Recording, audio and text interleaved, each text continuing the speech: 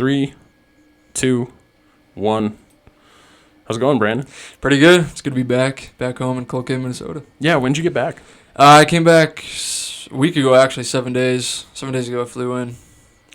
I flew out of Vegas. It's I'm stationed out in California in a town called 29 Palms. I've heard of that, yeah. It's in the Mojave Desert. Yep. It's so fucking hot as shit during the summer. But it actually gets pretty damn cold in the winter, too. Not like this place, though. But yeah, I'm stationed out there. I've been there since I joined the Marine Corps in 2017. So I'm stationed out there. Flew back from Vegas. We're in the middle of nowhere, but you're in the middle of everything. So it's kind of like 29 Palms is like northeast of LA, like 2.5 hours. Okay. And it's about 3 hours away from San Diego, 2.5 hours away from Las Vegas. So, middle of everything, but middle of nowhere, just fucking straight desert, which sucks. But straight desert. Yeah, so that's where I flew out. I usually fly out of Palm Springs. You've ever heard of Palm Springs? It's kind of like.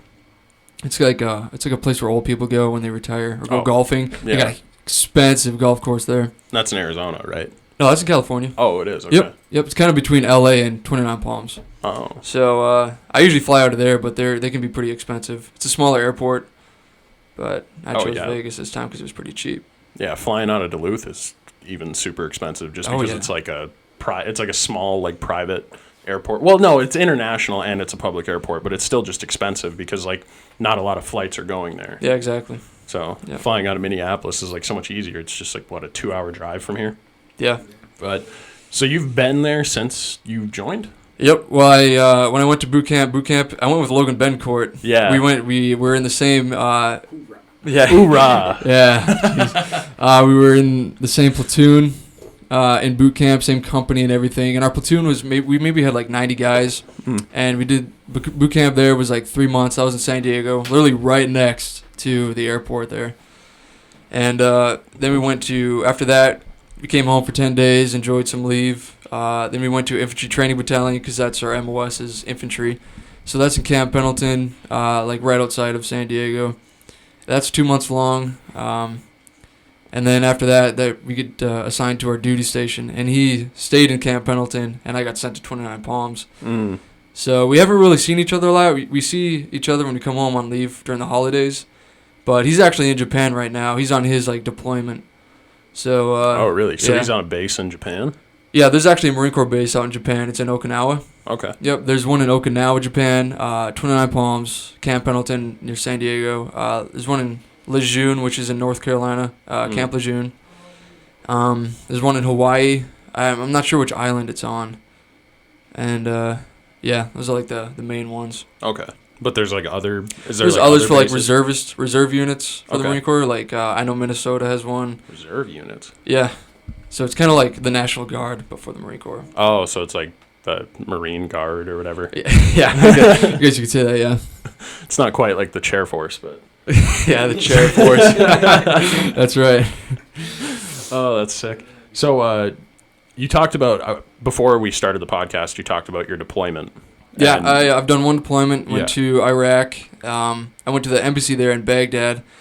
I'll be honest, it was I got lucky getting that deployment because there was other guys who got sent to Afghanistan and Syria. Yeah. And, I'm at an embassy, so it's pretty nice there. They got a bunch of contractors there that were previous military that work for the government now.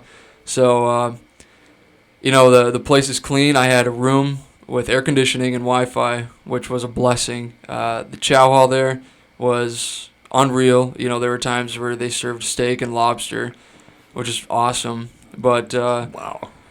So yeah, well, when we first got over there to the Middle East, we landed in Kuwait, and they told us, you guys are gonna go to Syria, we're gonna go fuck shit up, and we're all motivated, that's why we signed up. Yeah. And then we're sitting there in Kuwait, and they're just we're just gonna stay here until we get told where we're gonna go, and we're just like, fuck, god damn it. So there's literally nothing else to do but work out and eat, and the food there is all right. But we were there for about a month, and they told us, hey, Iran is, fucking trying to flex on the U.S. or whatever. Flex on us. Yeah, trying to flex on us. So our staff came down, and they're like, hey, we're going to go to Iraq. And So we were excited because he got us the fuck out of Kuwait. And Iraq, you have to make a little bit more money. You make really good money over there in the Middle East. So really? So there's different like pay scales? Yep, for Syria. In Syria, you get fucking almost $100 a day because they don't have like chow halls out there or whatever. You have to buy your own food. Okay. I don't know where they buy it from. I don't really know many guys who went over there, but they come back fucking loaded. Iraq and Afghanistan, you make about the same. I think it was like maybe a little over $1,000 every 2 weeks. So okay, and you're not really spending a bunch of money out there, so you start saving up. Exactly. Kuwait is a little bit less than that, and we actually had some guys go to Djibouti, in Africa. Yeah, in Djibouti. So they went over there, and those guys didn't do anything. I mean, they kind of hung around with a bunch of Navy SEALs, didn't do anything. So then the rest of us got sent to Baghdad, Iraq, and the embassy, and like I said, it was super nice. A couple good gyms. I got really like muscular over that. I mean, I lost it all, but it happens. I can get it back. But. Oh, I lost all my shit during quarantine. Yeah, especially when quarantine hit. All the gyms shut down on base, and we're just like, what the fuck are we gonna do now?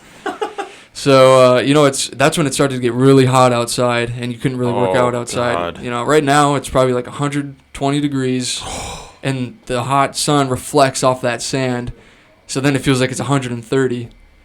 Yeah. What the fuck? That's not...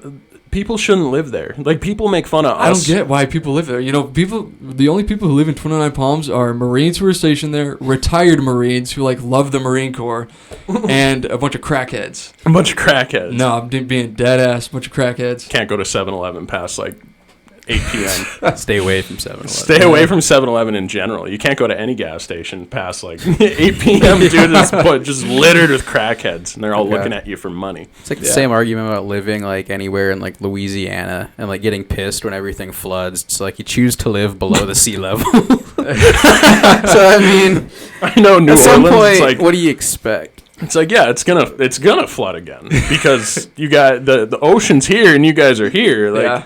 You're below sea level. There's supposed to be water there. When you squint and think really hard about it, the two things might correlate a little bit. Yeah. But it doesn't make any sense to live in an area where it gets 120 degrees. Yeah, it is unreal. Desert. Unreal. People make fun of us for living up here. Yeah. They're like, no human should ever be in any environment where it's negative 40 degrees and your fucking car doesn't start. Exactly. That's been a hot joke every time a comedian comes to Minneapolis and shit. Mm-hmm. But it goes the same thing for down there because I've seen bumpers on cars in Phoenix, Arizona that have melted. Yeah. That have melted off the car. Oh, yeah. And when that happens, you get the fuck out of there. Yeah. They're a block away from the sun, dude. It's all right, I'm fucking out of here. That's so hot. And especially a Marine base. Yeah. In that hot ass weather. Yep, doing a fuck ton of training, sleeping under the stars. Oh, God. Yeah. I mean, the nighttime is actually not bad. You just sleep in your underwear. So it was just like a little sleeping bag. But isn't it supposed to get cold during the it gets nighttime? cold in the winter, yeah. During the winter, oh, yeah. And it's really windy out there as well. So during the wintertime, it can get down to 30 degrees. And here, that's nothing, That's nice. But out there, yeah, I mean, here, you can go inside your house or there's buildings where you can go to get warm. But out there, when you're doing training and it's 30-mile-an-hour winds, it's 40 degrees, and you're just standing there in the cold. You're tired as shit. You're dirty as hell. You're just like, fuck, I just want to fucking go back to my room and shower. That's all you can think about. Exactly, yeah. Oh, my God. And I can't even, fathom the sleep deprivation that you guys Sleep deprivation sucks, especially when we're digging foxholes, It takes fucking forever to dig, and then you're tired. You're standing there. You got your night vision goggles on. You're just, getting the sleepy eyes. You're just like, fuck, I got to stay awake. The head bob. Head bobs, bobbing slurring for cock, words. Yeah. Forgetting what you're saying and shit. Yep. Start hallucinating. Oh, yeah. Yeah, there's been times I'm just standing there and I'm just like, what the hell was that? Yeah. But I don't know. You just see, things scurry across your fucking eyes and you're like, is that real? Yeah. Is that real? I'm so tired. I don't know what's going on. I can't even fathom that. I work construction, so I was up at 5 a.m. this morning. That's pretty early still. Yeah. And I went to bed at 11. So like I got like 6 hours of sleep, but you guys get like 3 hours of sleep, like there's sometimes we get 3 hours, yeah. Multiple days in a row. Yeah, there's been times we've done, a few days in a row with no sleep, and that can get fucking tough because, you're still, you have your pack on, which can weigh up to 60 to 90 pounds. Yeah. And you got your flak on, which weighs another 35, 40 pounds. And I got, like, permanent damage to my shoulders. Like, my body, every time I wake up in the morning, my body cracks. It's like, fucking, hey, I'm about to turn 22 years old, and I feel like I'm 40, Wake up and you feel like a glow stick. Yeah, exactly. Just getting your fucking bearings. Oh my god, that's so brutal. That's so brutal on your body. Yeah, but hey, we signed up for it. We kind of knew what we were getting into, so we can't complain too much. Yeah, that is a good point. Like a lot of people, they signed up for it and they know what they're getting into. I knew what I was gonna get into. I mean, for the most part, I knew. Don't you have like cousins or brothers in the Marines? Or I have not in the Marines, but my brother, oldest military, brother, I should say. Yeah, he's actually in the Air Force, which I give him shit for. But he did 4 years at Arizona State. Yeah, Chair Force. He did 4 years at ASU, got his degree in global health, and he was like, I don't know what made him decide to join the military, but he decided to join the Air Force, and he just did a year in Korea, and now he's in Germany now for 4 years. Oh wow! So I'm planning on getting out. I got less than a year left of my contract. So you're just doing the 4-year contract? He's doing the 4-year active duty. And I'll do like 4 years inactive, which means like I won't have to do any weekend shit. But if World War III popped off, they could call me up if they really needed me. Which, the last time they did that was the initial push to Iraq in 2003. But they only really called up like guys that have been in a long time. So. Oh, that makes sense. I didn't even know they could do that. Like they could call you back. They can call you back. Even if your contract is up, right? Yep, even if there's guys that were retired after 20 years, and they're like, when the initial push for Iraq happened in 2003, they were like, we need you, we fucking need you, so. Damn. Yeah. And you can't just, like, not go. That's, like, isn't that, like, I'm not 100% sure on the rules about that, but, I mean, if you showed up, like, fat, disgusting, pop on a drug test or whatever. Oh, yeah. Yeah. Yeah, exactly. I mean, they're not going to want you. I mean. Oh, yeah.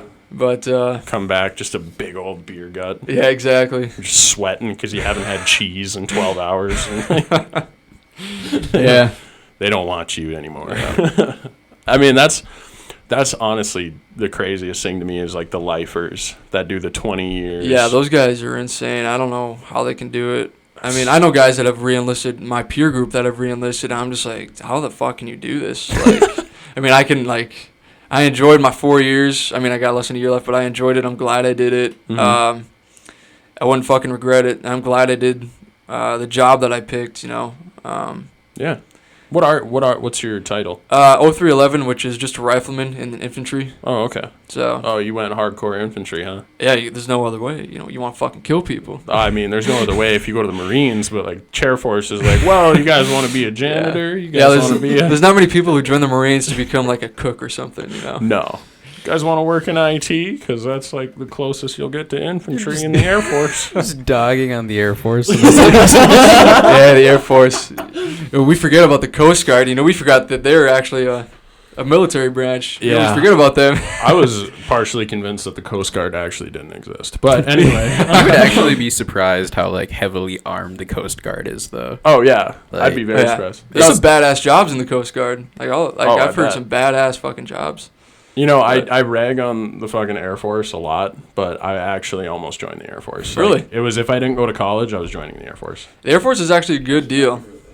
It's a good deal. Oh, yeah. Especially, like, if you're someone who is, like, more oriented towards, like, doing, like, paperwork or doing, like, more thinking rather than, like, just brute strength shit, then, like, the Air Force or, like, the Navy is, like, for you. Yeah. But if you're, Jarhead and you're eating crayons, like... Yeah. The Marines is for you. Mm-hmm. You can get by in the Army, but they'll call you psychotic if you go to the Army and you're a Marine. Yeah, I mean, the Air Force is like more of like a civilian life, work 5 days a week, have weekends off, 9 to 5. It's kind of more like that lifestyle. There's jobs in the Navy, like we work with Navy guys. The Marine Corps is a department of the Navy, so we work with a bunch of Navy people and corpsmen. They work strictly on the Marine Corps side. They're with us fucking grinding, training. So we respect those guys. We respect the hell out of them. But, yeah, the Navy can be pretty easy, too, depending on what job you have. Yeah, I mean, I don't really know much about, like, the military branches in general. Like, Yeah. obviously, you know, I know what I know about the Air Force because it's what the recruiter told me. And obviously he was, you know, sugarcoating every little thing about it to get me there. Yeah, that's what recruiters do. You know, they got a quota to make, so. Yeah, and it's not their fault. I mean, it's not. Their fucking job. Yeah. A lot of guys get voluntold to go there. You know, they don't raise their hand. Some guys raise their hands to go recruiting, but a lot of guys, you're like, you know, you're forced to go. Oh, so, yeah. So you're just doing the 4 years, and then what are you doing after that? I'm still debating on whether I'm going to stay in California or come back to Minnesota. I'm going to use this last year to think a lot. I've been thinking a lot about it. I'm going to go to college, and I want to get my teaching degree, become a high school teacher or like a social studies teacher. I've always had an interest in history. Wow. I never expected that from you. I know, exactly. I'm sure some viewers from high school are like, man, that kid sucked in high school. You know, I didn't try in high school, you know. I'll be honest, I didn't try. I didn't care about it. But I don't think you sucked in high school. No, you were probably fine. I mean, you still graduated. B and C student, you know. You still fucking graduated. I still graduated, got my diploma. That's all that matters. I mean, there's fucking people that didn't graduate. Come on. That's true, yeah. People had to get their GED and like. Yeah. You still made it through like with everybody else. You didn't lose a year behind you. So it's like you can't really say like, you know, you weren't the best. Obviously, you weren't the best. I was not the best, yeah. But you know, you weren't a bad one. Yeah. Weren't a bad student. I showed up and I did what I was told. Nothing more, nothing less. Nothing more, nothing less. The basis of high school. Yeah, but if I stay in California, I'm going to move up to the northern part because the northern part of California is a lot different than the southern part. So much When different. people like think of Humboldt California, County. they think of Los Angeles and the ocean and the beach. Yep. When you go up to Northern California, it's more mountainous. You got Yosemite National Park. You got lakes. Yep. And you still have the ocean, and like Santa Cruz or Santa Fe, San Francisco. There's parts of San Francisco which are nice. Half of San Francisco's covered in shit, though. Yeah, exactly. Human shit, not dog shit. Yeah, human shit. Yeah, exactly. Literally, like the worst shit. The worst shit you can have. Yeah. It's terrible. The worst feces. Because human shit is like so much more disgusting than like animal poop. Yeah. Like way fucking worse for you to be around. Like, because all the shit that we consume is like basically toxic for our bodies when it leaves us. Mm-hmm. And it's just, oh God, I can't. All right, we're getting off the shit topic right now. Enough shit talk, But, boys. keep going on what you were saying. Yeah, so if I stay in California, I'll move up to Northern California. There's a nice town up there called Redding, which is like fucking right on the border of California. One of my buddies lives up there. Shout out to Bradley Loricella. Shout out Bradley. He lives up there. He's probably my best buddy in the Marine Corps. Solid. But yeah, he's recommending me to go up there. There's some good schools up there. But if I come back to Minnesota, I'll probably just, you know, come back here. I don't want to go to Fond du Lac. You know, maybe like UMD or UWS if I can get in there. Mm-hmm. But yeah, if I come back, just try and get my teaching degree. So would the Marines like pay for that? Yep. Or pay for? I got the Montgomery GI Bill, so Okay. they'll pay. I think it's up to $100,000 of schooling. So per year or just in general, $100,000. I think it's just in general. I haven't done full research. I mean, that's when I first joined. They were like, Montgomery GI Bill, they'll pay for college, and that's, you know, I'm just like, okay, I'll do that. Well, I don't know if that's true because like I know when I graduate, I'll be like probably around $50,000 in debt. Yeah. Around that, and that's if like I want to splurge my last year and like take out a little bit extra money for loans and shit. Yeah. But I'll be about $50,000 in debt, and that's cheap. That's cheap. It is pretty cheap compared to a lot of people. I know Yeah. people graduating from Michigan Tech next year that'll be $200,000 in debt. Yeah. Yikes. Wow. That's a lot. Yeah. I mean, Michigan Tech is roughly $50,000 a year, and if you're taking out loans for every single year, 4 years adds up to about $200,000. It's brutal. Oh, that's nasty. Oh, it's so gross. God. The craziest thing. But and I even paid for a full semester. Like I paid for a full semester out of pocket. Wow. And I'm still going to be about 50 in debt, which is honestly like a huge punch to the gonads, but it's like really not that bad at the same time. Yeah, when you look back and think about it, you're like, you know, it could be worse. Exactly. Could be worse. Could be way worse. Yeah. I mean, just the craziest thing about it though is I was talking to my my my engineering professor at Itasca, and he was telling me about how he went to U of M Madison in 2000. He graduated in 2002, I think. Okay. And UW Madison. I want to say U of M Madison, but that's not what it is. It's in Wisconsin. But yeah, it's in Wisconsin. The main W or whatever the fuck you want to call it. He graduated from there, and per semester it was $1,800 to go there. 1,800, like 1800, like that much money. That's not that much money. No, compared to now, that's compared to now, it's pretty good. Yeah, if you go there right now, their tuition, look that shit up. Look up and see how much UW Madison's tuition is now. Do I have a window? I don't think so. I'm doing this. Yeah, just hit the minimize button. There we go. Yeah, but super unprofessional. I blame Trent. No, it's all right. It's don't do the screen yet. Do it after you find it. Damn it. All right, whatever. Because people be seeing my searches and shit. Don't want that. Don't want that. That's fucked. No, it's but the fact that like it's just so much more expensive. Yeah. Not even 20 years later is fucking bananas. He literally paid off his one semester of college in 2000 by working. I think he was like a barista at like a coffee shop. Okay. So I was like, that's not even physically possible today. That's Yeah. literally impossible. Even for a community college, I paid like $5,000 in tuition going to a community college. Yeah, right. Compared to like a big ass like, state university. That's like their fucking faces of college, right? It's unreal. But what were you saying, Gabe? Oh yeah, what would you say he paid?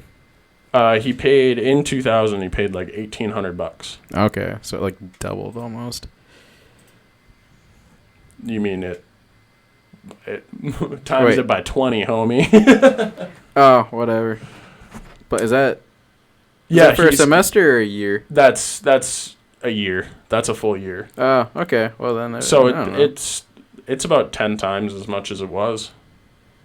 Yeah. That's 1,000% increase. That's crazy.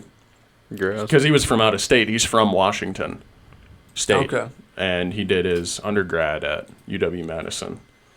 That's fucking just bananas how expensive college is. I don't know how we got on this topic. I just started telling a story. Bananas. Bananas. So you're going to be a teacher. That's what I'd like to be, teacher. What made you want to be a teacher? Actually, let me ask you this first. What made you want to join the Marines? Well, obviously, I wanted to serve my country, and, I just, everyone was like, hey, I'm going to go to college or whatever. I'm just like, nah, I'm going to join the Marine Corps. I want to, start. I'm going to, I don't want to go to school. I've had enough of school, of high school, Super easy, but I've had enough of school. I want to do something with my life. I want to get out of Minnesota for a little bit. And I wanted to fucking kill people who wanted to hurt me, hurt my family, and hurt this country. So that's why I joined the Marine Corps and the infantry. Damn, that's the craziest thing to hear. Come out of someone else's mouth is I wanted to, kill someone who's threatening me, essentially. Yeah, I mean, what are you gonna do if someone breaks into your house and you're gonna fucking shoot the bastard? Oh yeah, yeah, 100%. There's no doubt in my mind. Yeah, pull the trigger. Oh yeah, That's just. Oh yeah. So that's what you just wanted to.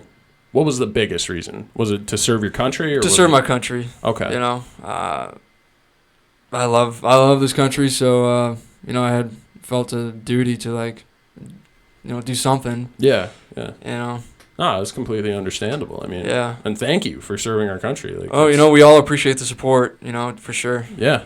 Thank you for your service. Gotta support the troops. Gotta support the troops. Gotta support the troops, Absolutely. Yeah. That's just with this whole political thing going on right now with between police officers and Black Lives Matter and stuff like that. It seems like the military has no stake in that conversation whatsoever. No matter what side you are for, I think everyone loves the military. Oh yeah. You can't. How do you bash the military? You look at what, World War I, World War II. We wouldn't even fucking be here if we didn't win World War II. Oh yeah, I know.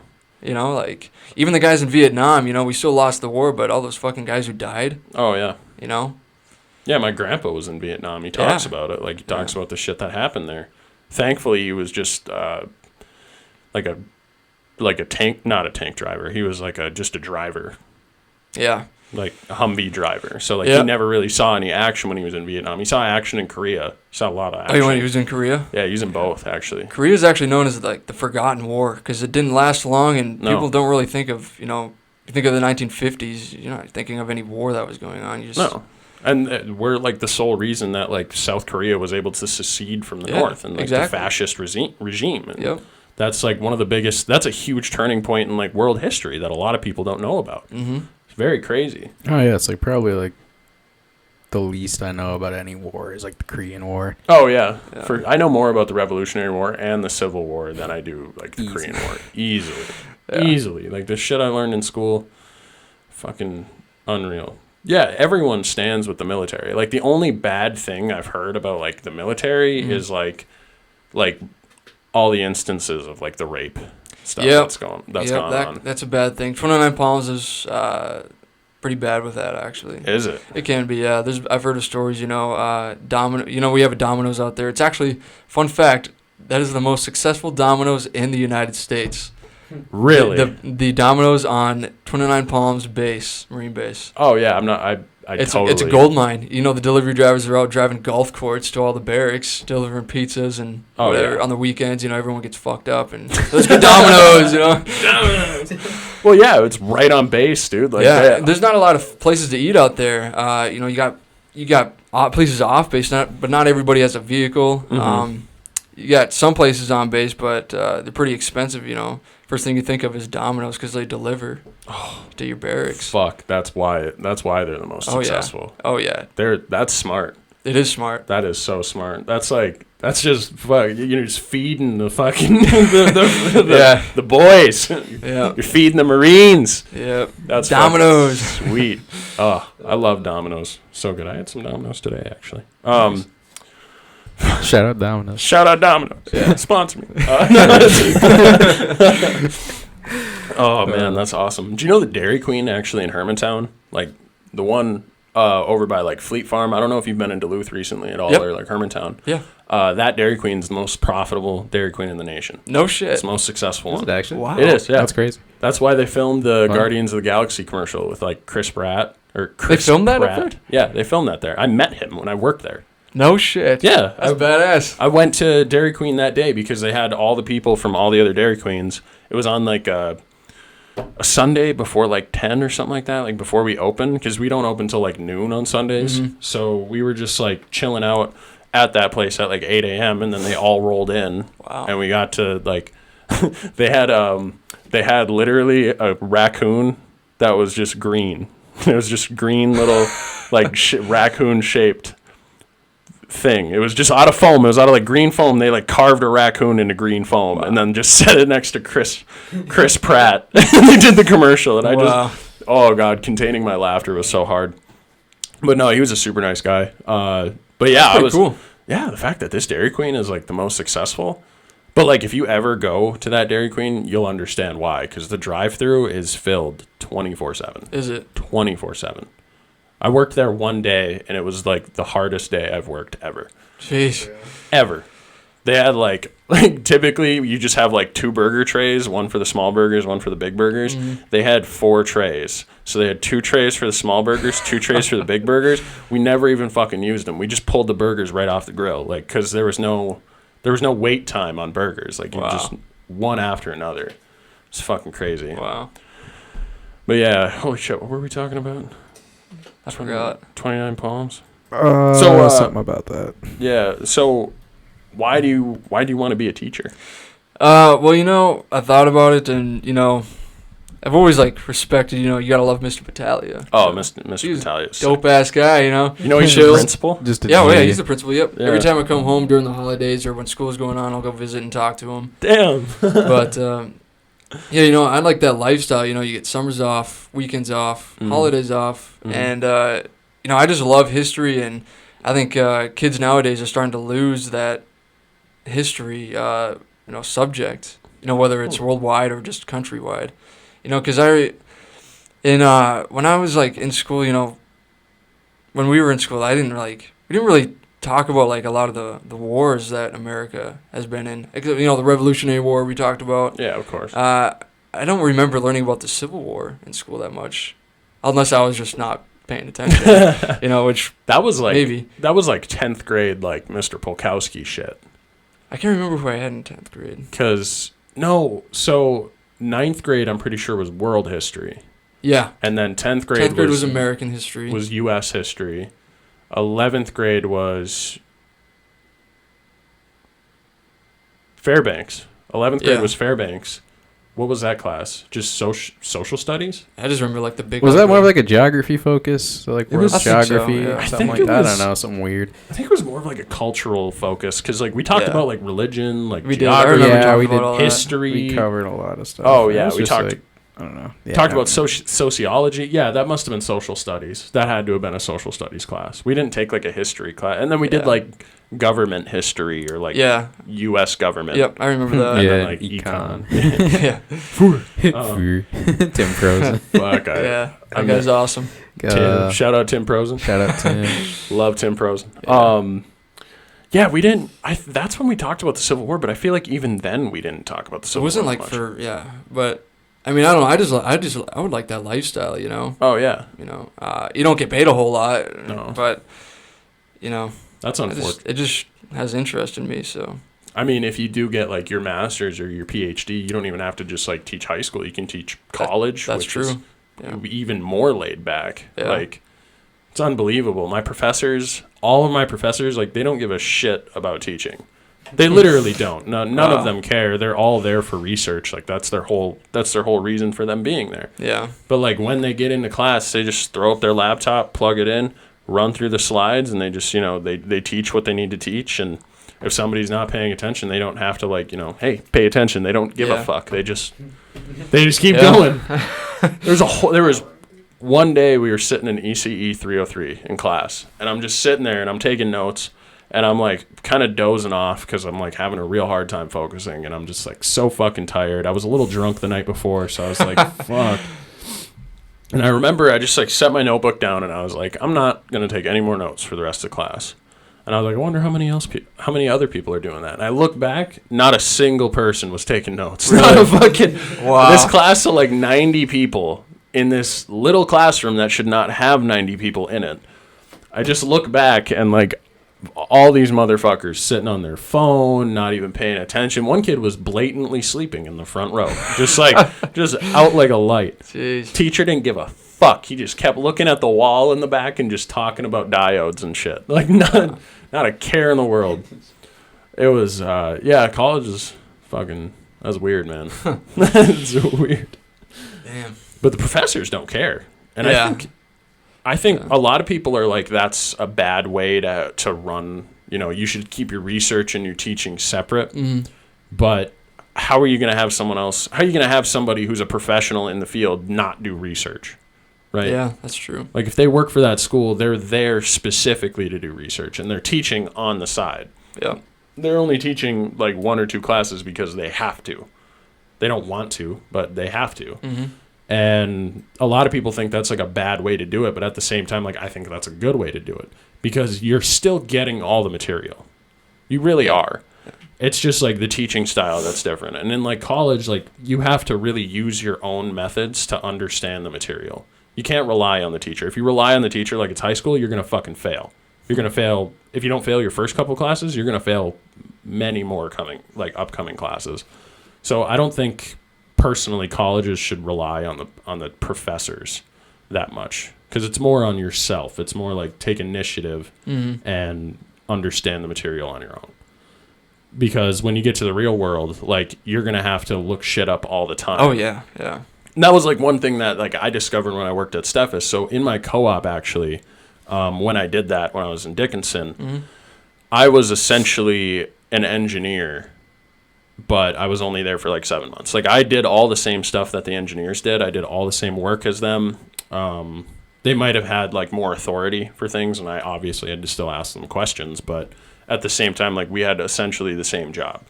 So one big thing I found out is like if I didn't know something and nobody else like knew something, how to do something like on AutoCAD or SolidWorks or Creo, I had to look that shit up. And people online, they have a very very different interpretation of the world than I do. So the way they explain things and the way they, type shit up and like on forums and stuff, it's not always like it's not always black and white. It's not always like, this is how you do it. It's most of the time it's an Indian guy explaining it on YouTube. And you have a really hard time understanding them in general. So it's like from there you're already struggling. And that's like what the real world is, especially with like us growing up with Google and like everything being on there. So like that's what I think college is trying to emulate with like having a research professional teach a class. And that's my tangent. So a teacher. Yeah. Wow. Man, I never would have thought that. Yeah, I don't know. You got another Monster or something in that fridge? A little thirsty. Oh, you need some? I was gonna ask. Do you want a beer? I'll take one. Yeah. They're not like super cold. They're Busch Lights. I'll take a Busch Light. Yeah, I got Monster. I'm sorry. Thank you, sir. I'll crack a beer too. Fuck it. Okay. I put actually M&M ice cream sandwiches in my mini fridge, but it doesn't get cold enough, so they're like completely just sloppy melted messes in plastic bags. It's too bad. I still eat them. Yeah. It's not. I would too. It's not successful. Like it's not a good way to eat the sandwiches. Like it doesn't feel like ice cream. It just feels like cookies and like thicker milk. Like it's pretty gross. But I still eat them with spoons. Like I still just chop it up and just eat it like a taco in a bag. It's fucking sweet. But man, so what's your take on? I know you're relatively Republican, aren't you? Yep, more conservative. Yep. More conservative. Yep. So what's your take on like everything that's going on right now, like with the protests, the riots, the police brutality videos, like everything that's kind of blowing up at this moment in time? What's your take? From the start, like when George Floyd, that should have never happened to George Floyd. That cop made every single cop in America look bad. Like I was furious. My dad, he was a cop for 28 years at Superior, so. What happened to George Floyd was terrible. He should have never died. Yeah. But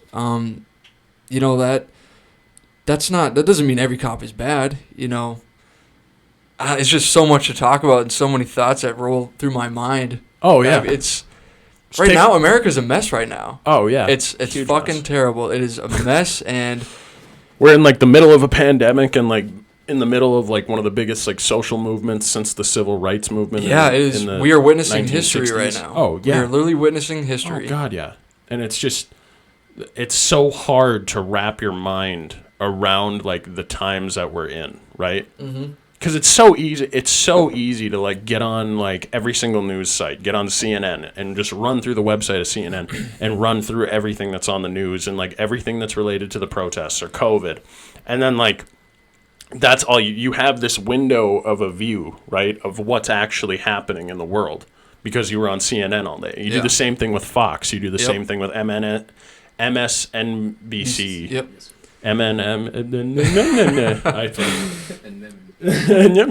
You do the same thing with Good Morning America. Like it's all. That's the thing. When you watch the news, you're misinformed. But when you don't watch the news, you're uninformed. Yeah. It's a whole fucking it's such a weird oh god, the fact that like news stations I can't even watch the news anymore. It's so biased. It's so biased. All these even social media, a lot of young people like us, we get a lot of news from social media, and that could be fake. Like a lot of that shit is fake. Oh yeah. You can't believe everything you see on social media. You're scrolling on Instagram or Facebook. You can't believe what that damn header says. No, you can't believe those clickbaity articles or anything like that. Yeah, exactly. It's such a weird dynamic too, especially with the media being so corrupt in this time, especially like pushing agendas. That's not what the media should be for. The media should not be for pushing agendas or taking sides. Yeah. The media should be this middle ground of like a neutral entity that just reports what's happening, gives the information to the viewers, and lets the viewers make their own assumptions or decisions from that. Yeah. But that's not at all what we're facing. So watching the news is kind of fucking useless. Yeah, a lot of people who watch the news, they're brainwashed. Absolutely. They're totally blind. And it's just a big mess out there right now.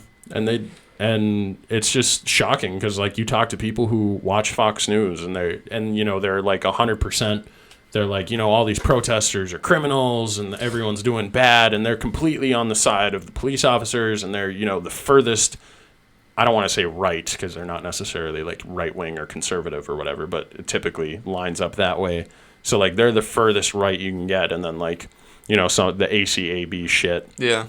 All that stuff, like that's the furthest left you can get. They're both very toxic. Yeah. In my opinion. Yeah. I think if you're on this side and you think all cops are bastards, then you're just as toxic as the guy who thinks every protester is a criminal. Oh, yeah. So, for the protesting, in my opinion, is, obviously a peaceful protest. That's the First Amendment, freedom of speech. You're allowed to do that. That's why people have died. Right to assemble. Exactly, yep. And, I'm all for that. You want to protest about something, go right ahead. But when you start burning down buildings and doing all that shit, it's like you're destroying your own community. I don't get that. You're destroying all these businesses that these families spent their life on. Well, I mean, I don't know if Target is really...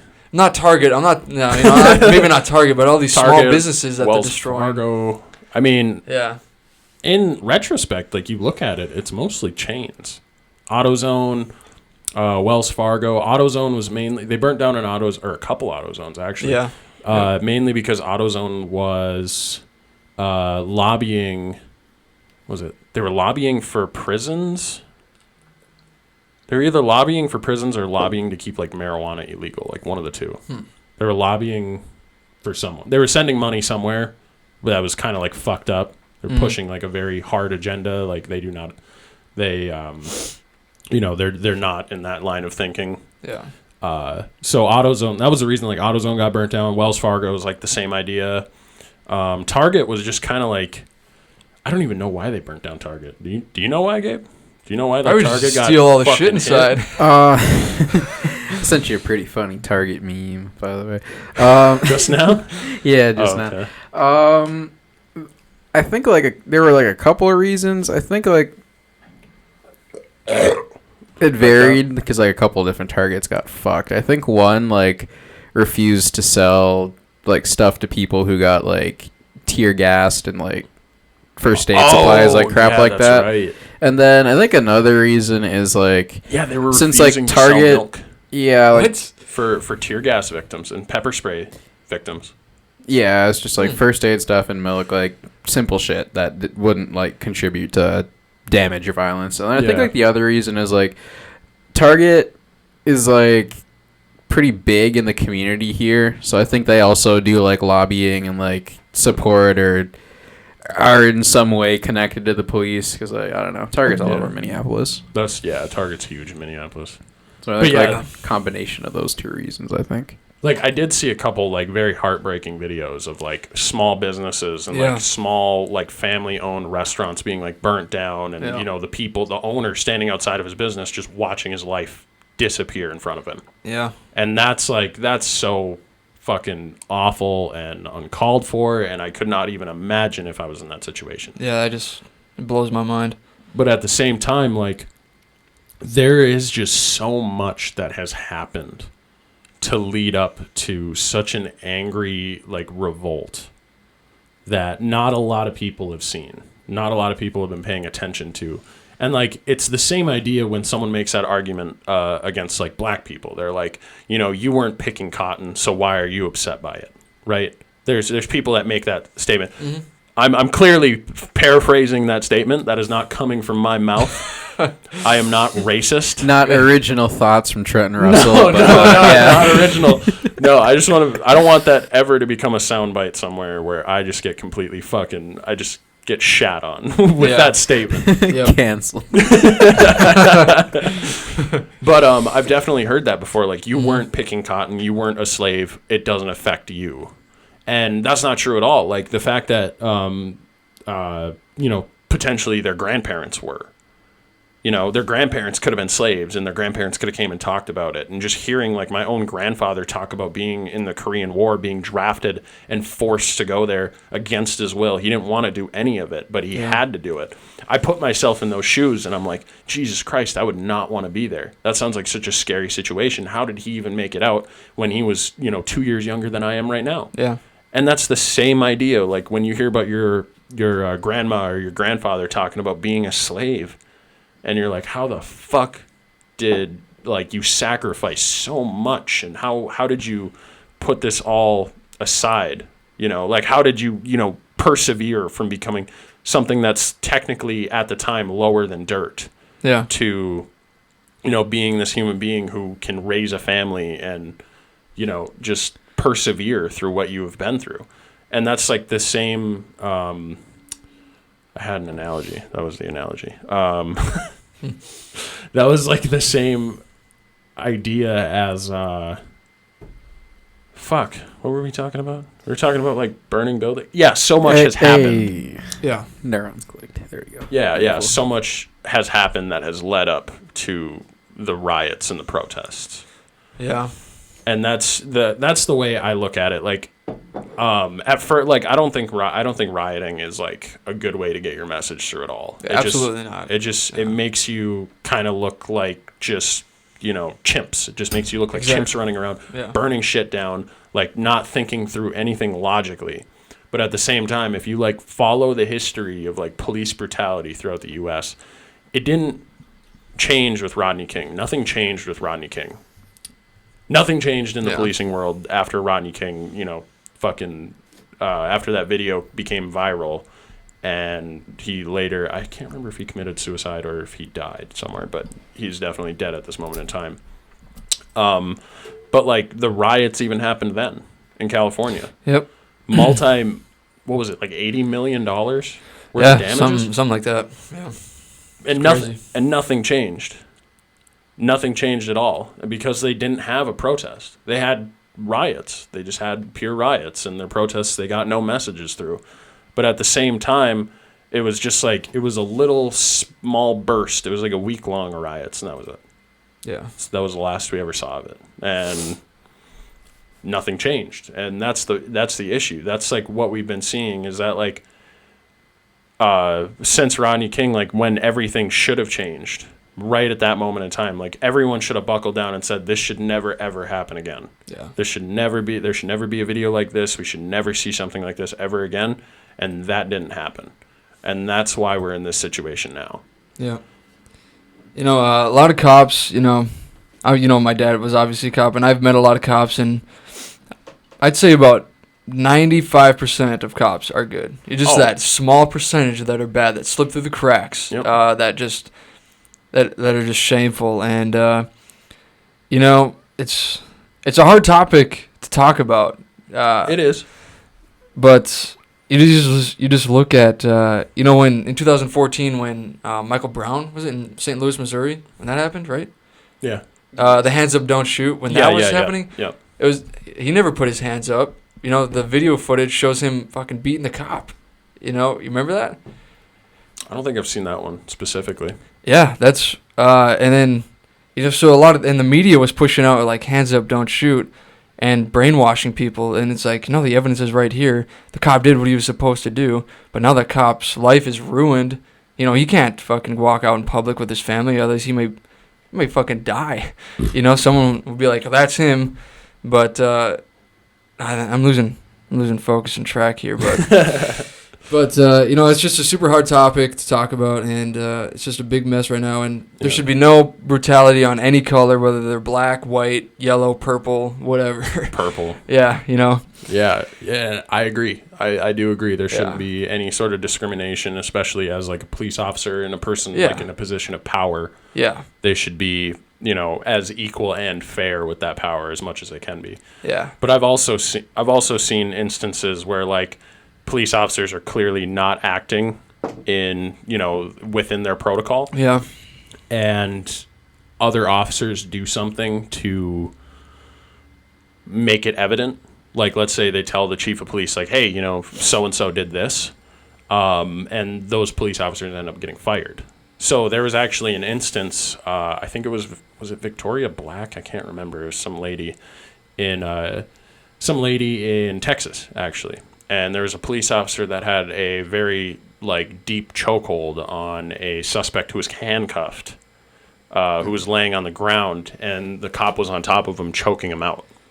Yeah, and she came up and she grabbed the cop, pulled him off of the suspect, and the guy who was handcuffed, the suspect just literally laid there. Like, he wasn't going to get up and run away being handcuffed. Like, you know how hard it is to get up when your hands are tied behind your back? Yeah. It's impossible. Yeah. So fucking difficult. But, so he didn't move or run away or anything. She just pulled the cop off him because she's like, hey, like, it's, he's arrested. He's done. He's detained. Like, you don't need to keep fucking choking him. Yeah, exactly. And 3 weeks later, she was fired. She was fired from that police department. She was fired by her boss because she interfered. Yeah, that's wrong. That is wrong. That's an example of bad shit. That's an example of, like, a bad bunch, right? Yeah. Yep. Like, one bad apple. Yep. Taints the entire bunch. Yep. Exactly. That's one of the biggest things I've been not only pushing, but it's like I've been seeing because I've been on police brutality for years. I've seen probably almost every single video since like 2015 all the way up until now. I saw the George Floyd video before it like blew up. Really? I saw it on Instagram. I saw it on Instagram and it only had like 5,000 likes when I saw it. So I saw it very early on. Yeah. Very early on. Yeah. And it made me sick. I was like, that's in Minneapolis. Like, oh my God. Yeah, it was terrible. Terrible.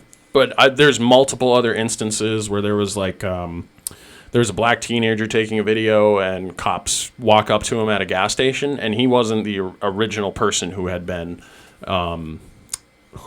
stopped at the gas station, but cops walk up to him and he has his phone and he's like recording the police officers, and that's why they start walking up to him. Yeah. And they're like, hey, they're like, hey, get out of your car. And he's like, nope, I'm not doing anything wrong. I'm just filming. And all of a sudden, like, the cop just yells, he's got a gun. And, like, all the cops turn and look, and you can see in the video, and the kid just sticks his whole body out the window. And he's like, nope, I don't have a gun. I have no gun. I'm not moving at all. He's like, you fuckers, whatever you want to do, you can pull me out of this car, but I have no weapon on me. Wow. And, like, watching that, I was like, oh, come on. He's got a gun. And other instances, too, where cops are, like, overly aggressive with a suspect, right? Because I've seen countless videos of, like, just heartwarming shit of, like, not heartwarming, heartbreaking shit of, like, a police officer being approached by, like, a man with a weapon, like a knife or something, like, not a long-range one. Yep. And the cop, like, for probably 15 minutes, like, backing away down the driveway saying, like, stop, dude, like, please stop, I don't want to shoot you. And, like, they have their guns out, obviously, but the dude's walking at him with a knife. Yeah. And, like, it's like, you're just like, oh, my God, if I was a cop in that situation, like, fuck. Like, yeah. And you're just like, that cop is a great cop because he did everything right. Everything right, and he went above and beyond to even say, like, dude, I don't want to shoot you, like, enough, drop the knife, like. Yeah, shit like that happens, Yeah, but anyone who says, like, all cops are bastards, like, that's not true. Yeah, I know many cops that are great guys. They have, families. They protect and serve, what they're supposed to do. They're not racist. They're not, they don't look at color. They just look at good and bad. They just look at good and bad. And but unfortunately, shit's going on right now where. Yeah. I don't know. It's going to last a while. I don't know when it's going to end. This has been a shitty year. Coronavirus. Yeah. Riots. This shit. Australia was on fire. World War III in January. I think people forget Australia was on fire in the first part of the year. I actually forgot until you just mentioned it. Ever since Kobe died, the world has gone to shit. Oh, yeah. R.I.P. Kobe Bryant. Kobe died. Fuck. That's crazy. Oh my God, the world has changed so much in this past year. Yep. So much. Is this just a twist off? Yeah, stupid. I'm stupid. God, you're such a fucking bitch. You're supposed to lock your middle finger. You're supposed to wrap your middle finger around the cap, and then you let your hand fat lock into your finger, and then you use that and you use that tension to just twist it off. Ah, I see. All right. Well, something to try. There you go. Well, I mean, it's hard if you don't have like long fingers. Like if you have short fingers, like good fucking luck. Like alien hand. Or get a bottle opener or some shit. That was cool. Yeah. So, so you know a couple police officers. Have you ever had a bad encounter with a cop ever? Never. I've been pulled over 4 times, and it's just in Cloquet here. Well, actually 5 times. I got pulled over in San Francisco.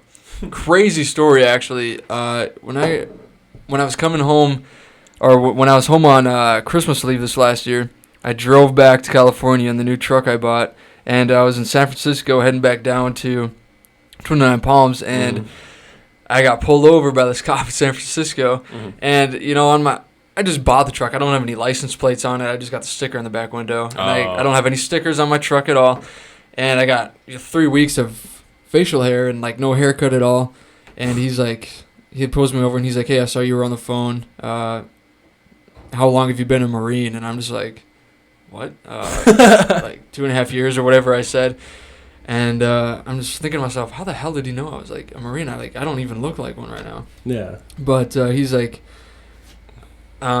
yeah, he just told me to stop looking at the phone, but I asked him what unit he was in, and I'm in Unit 17, 1st Battalion, 7th Marines. Yeah. And he's like, I was in 17, and I'm like, no shit, I'm in 17. And I was like, what company are you in? And because each unit has like 3 to 4 companies, like 3 companies with riflemen, machine gunners, all that shit. And then there's another company called Weapons Company with like... The fuck is a company? A company is like... it's a group. Saying company, and I'm over here like imagining I know, like Subaru and Samsung, like Tesla. A company is... the basic idea. Yeah. It's like a group of Marines, and you get like 3 or 4 platoons in each company, and each platoon has like 40 dudes. And so it's like that. But each company is specialized to like a certain, like there's only a company of marksmen, there's only a company of... It's like a company of, we have, like each company has machine gunners, riflemen, mortarmen, that shit. Oh, and then, or assaultmen, and then you have like platoons, so each platoon has like, or all the platoons... Fuck, how do I explain? It's hard to explain to like people who aren't in the military. That's the problem I run into. Yeah. Like all the platoons, like there's one platoon just filled with machine gunners and assaultmen and mortarmen. Then all the other platoons are filled with riflemen like me. And so yeah, there's like 3 companies in each battalion or whatever. So you mean there's 3 battalions in each company? No, 3 companies in each battalion. Fuck. Like my unit we have Animal Company, Baker Company, and then Suicide Charlie, which I'm in. Suicide Charlie. Yeah, Suicide Charlie. Jesus. And then so I asked him, I was like, well, what company were you in? He's like, I was in Weapons Company, so he must have been like a heavy machine gunner or some shit like that. And I'm like, I'm in Suicide. He's like, no shit, that's badass. So then he let me go with like nothing. He's just a warning, so that helped me out. But damn. Yeah, the other times I got pulled over wasn't just in Cloquet here, just for speeding and shit. Oh, yeah. No bad encounters with cops at all. I actually had one bad encounter with a state trooper. Yeah, I got pulled over by a state trooper. Troopers are assholes. My cousin's a trooper. Is he? Yeah. You remember Bronson? Bronson Weir is your cousin? Yeah. Damn, I didn't know that. He's a fucking state trooper. I know that, yeah. He's dope. Dude, he actually showed me a video the other day of his dash cam. He was ripping down 35 to catch someone who was speeding, and he hit like 120 miles an hour in his cruiser. Nice. And he hits this like flash rain area while he's going like 120, and he goes to like, I can't remember if he was merging or if he was just like getting into the other lane or something like that. Anyway, what happens is like he hits the water, and like his front end slips like this. It just slips forward, slips to the left a little, and it like slips to the left, so he turns to the right. His back end just swings out, and he's going like 120 miles sideways down the freeway. Holy shit. And he just like, he ends up sliding into the grass, and all he can think, he was telling me about it because he showed me the video while we were at the gym. He shows it to me. He's like, right at this moment, all I can think was, I hope those trees in the woods are really small, because this car is going to wrap around one of them. Yeah. So yeah, that could have been really, really bad. Oh yeah, that's scary. Oh yeah, he was like flying sideways. He does a full 180 or does a full 360, And then right at the end of the 360, he's probably going about 65 miles an hour sideways. And he hits a tree, and he hits it with his front wheel well, so it doesn't hit the door. Hits it with the front wheel well, and the tree was small enough to break. So the tree breaks, and he just slides to a stop. So he went from like 65 to like probably 4 miles an hour. Just like that. Jeez. Yeah. So, yeah, that was fucked up. But, anyway, yeah, so the instance I had with that state trooper, I just got my license, right? Like, I just got my license, just got my first car, which was like a Jeep Grand Cherokee, like a 1999 or something like that. Oh, the Yeep. The Yeep. I remember that. Fucking sick.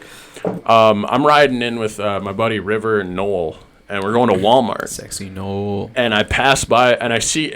Or I actually don't see the state trooper, but I just like pass by him, and I'm going down the road right to the left of Walmart on like the left side by like where Lemon Tree used to be and shit. Oh yeah, yep.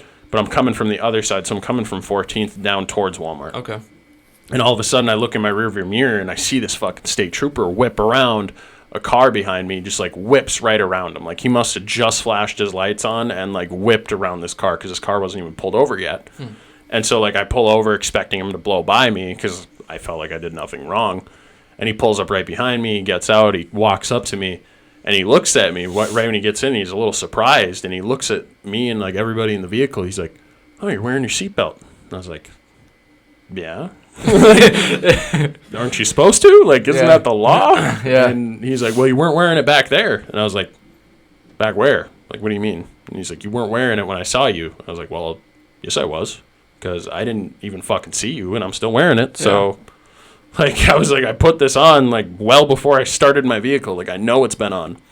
And he's like, "Nope, wasn't on back there. I saw you. Wasn't on." And I was like, "It was on." And he's like, "No, it wasn't. Are you lying to me?" And I was like, Jesus Christ. Like, Was this Bronson? No. Oh, was no, it? No, Okay, this was just some random-ass state trooper when I Your was cousin 16. decides to be a total dick to you. I was a trooper in city limits. That's my question. Well, state troopers can pull anyone over anywhere they want. That's true, but usually they're not in city limits. That's weird. Yeah, they typically take freeways because, like, if you're a police officer in like the city of Cloquet, you can't ride out to like Sawyer on like 35 and like pull someone over there. Like that's not okay. Yeah. Unless like you have an agreement with like city of Sawyer or something like that. But they don't. like Duluth cops can only pull you over in Duluth. They can only make arrests in Duluth. But like state troopers, they have jurisdiction anywhere, so they can go anywhere in the state and pull you over wherever they want. But yeah, he's like, "You have your seatbelt on," and I was like, yeah, like, and I just we were arguing back and forth, and it got kind of heated. Really? Like, "Oh yeah, I wasn't backing down." He's like, "You didn't have your seatbelt on," and I was like, "I fucking did have my seatbelt on. Like, what are you talking about? I didn't have it on." Yeah. I was like, "Did you see me scramble for anything when you pulled me over?" "No, because it was already on. My seatbelt was on." And he looks back and he's like, "I'm gonna go back to my car and check the camera. And when I check the camera and see you don't have your seatbelt on, I'm giving all three of you tickets." Wow. And so he goes back. He's back at his car for like 20 fucking minutes. Oh my. He's there for so long. And he comes back with a warning ticket. And he's like, "Well, when I watched the video, the sun was reflecting off your windshield right into my camera. So I couldn't actually see anything when I looked in the camera. But at the... Just go away. Why are you doing this? I'm recording." I can smell pot. Well, fuck, I probably smell like pot. Anyway,